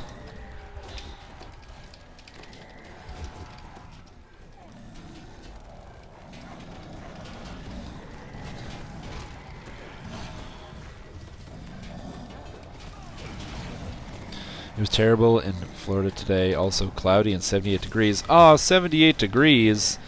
Yeah, it was like freezing rain all day. So my car is covered in ice. So I'm going to have to get up early tomorrow to scrape all the ice off it so I can go to work. Which is just blows. It's like I have to get up early so I can go to work. Like I don't want to get up early already and I don't want to go to work. So it's just a horrendous combination. Now come on, dashing gloves. I'm hoping that item will drop for me. Probably won't, but we'll see. I'm completely out of mana right now, so. 150 KXP, level up, and dashing gloves. Dashing gloves. No, god damn it. I wonder if they're going to drop it all.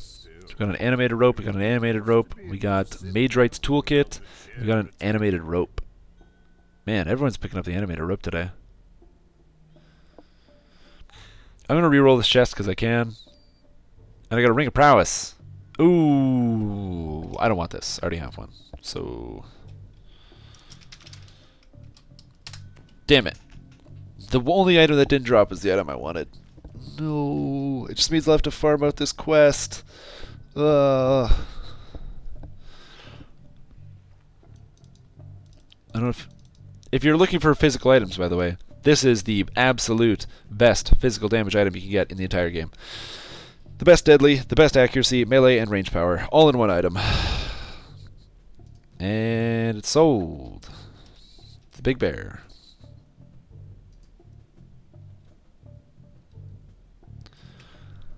Alright, cool.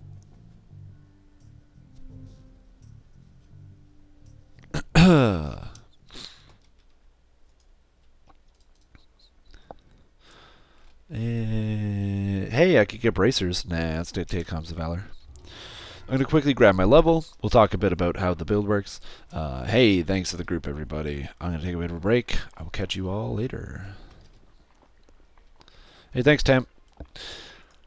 Boom. Let me get out of this group. Let me out. Oh, abandoned ship. Beep, kill, beep. That's a good name for a Warforged. That's a good name for a Warforged. It's like classic, you know. Kind of really brings out like the fact that they are in fact robots and they're meant to kill. Hopefully they're not killbots. Killbots can only kill, what is it, 3,000 or something, or 300. So, okay. Now I get a feat here. So I could take epic damage reduction. I could take epic spell penetration, which I think is going to be the correct course of action here. I also want to take Wellspring of Power for that sick buff. This buff is crazy, guys. This buff is crazy. So I think Wellspring of Power is going to have to be the feat here. Because I think I only get one extra feat. No, you get a feat at 29, I think, as well. I had 29 and 30. So I think I'm going to have to take Wellspring of Power. I will probably take Epic Spell Penetration as well. I might consider taking Embolden, but we'll see. But we are for sure going to have to be taking Wellspring of Power right now. Having the little extra boost just makes it a lot more damage. Alrighty. So, how does this character work? How does the Blade Forge Bard work as a whole? Kind of the stat breakdown that I have. Charisma is my most important stat, obviously. Being a spellcaster, Charisma is going to be the most important thing, because the higher your Charisma, the more powerful your spells are going to be. So it's important. Make sure you've got a lot of Charisma. Life is my next important goal, and after that, the rest of the stats don't matter. Sure, they apply to saves or something, but whatever. I don't care too much about my will saves. Will saves barely often apply when you're playing as a Warforged, because they're immune to all paralysis effects. It means that pretty much any will save is not going to affect you. There are a couple that still get through, so stuff like the Lightning Sphere shocking me, giving that daze effect, and then also, my ear is itchy, and then also like command spells. They will both hit me. I'm going to have to find a way to raise my will save. I'm not sure how to do that. I like to use my Charisma instead, but I'm also lazy and don't want to spend the feet on it, so we'll see. As for skills, I have a lot of skill points, so the most important ones. Huge Magic Device. I don't put that many points into it because my Charisma carries most of the weight, but you have a few, and then you got Spellcraft, Perform, stuff like that. Get your stats up high. And then for feats, pretty much take all of the important spell casting feats. The biggest one is you need to make sure you have Spell Pen and Greater Spell Pen. You also want to take Spell Focus Evocation and Spell Focus Enchantment. You take them both, so that way when you're in Magister, you can take Evocation Specialist, or if you're being more of an Enchanter, you find your Evocations are hitting well, you can swap this into Enchantment Specialization.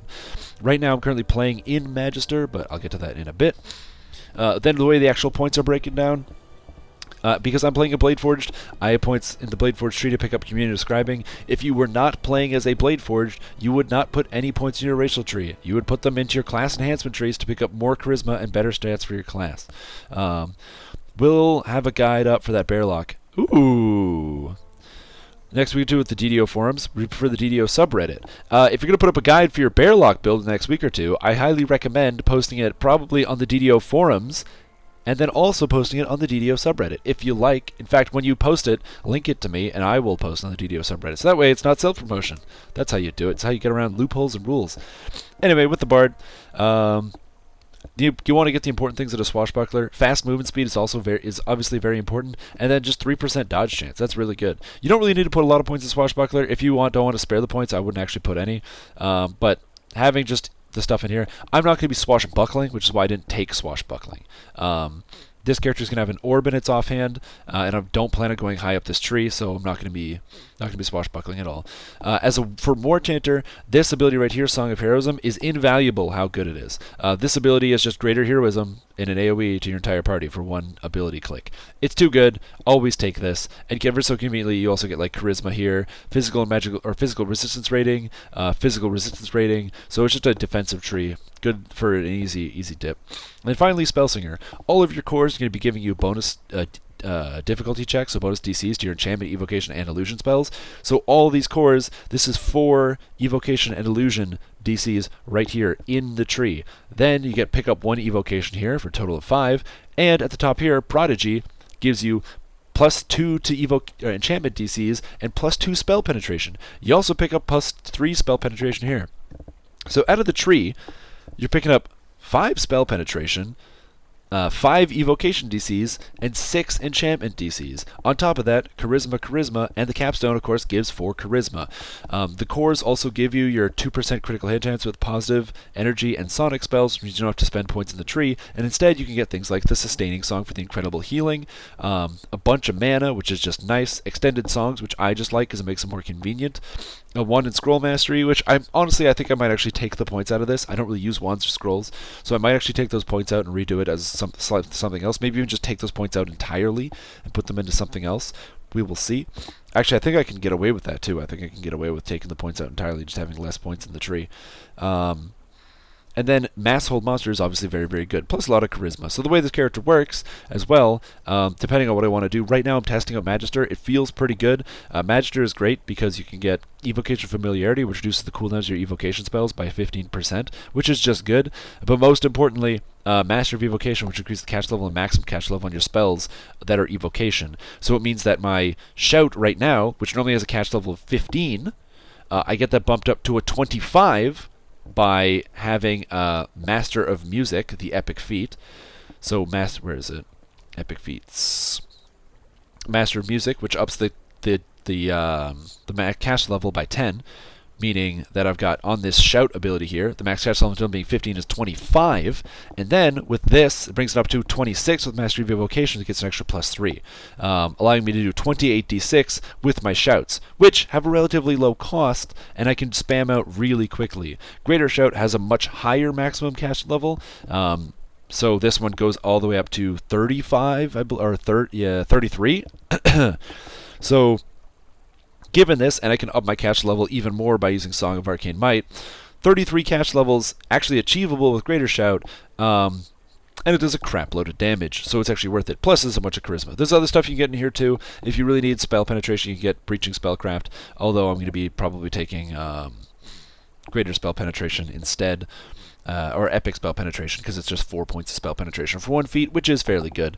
Other options would also include going Draconic Incarnation. I think that's a very good option if you just want to do more burst damage, but I think Magister overall I think would be better for the character class. I need more Fate points to twist stuff, so I'm going to do a lot of Epic Past Lives.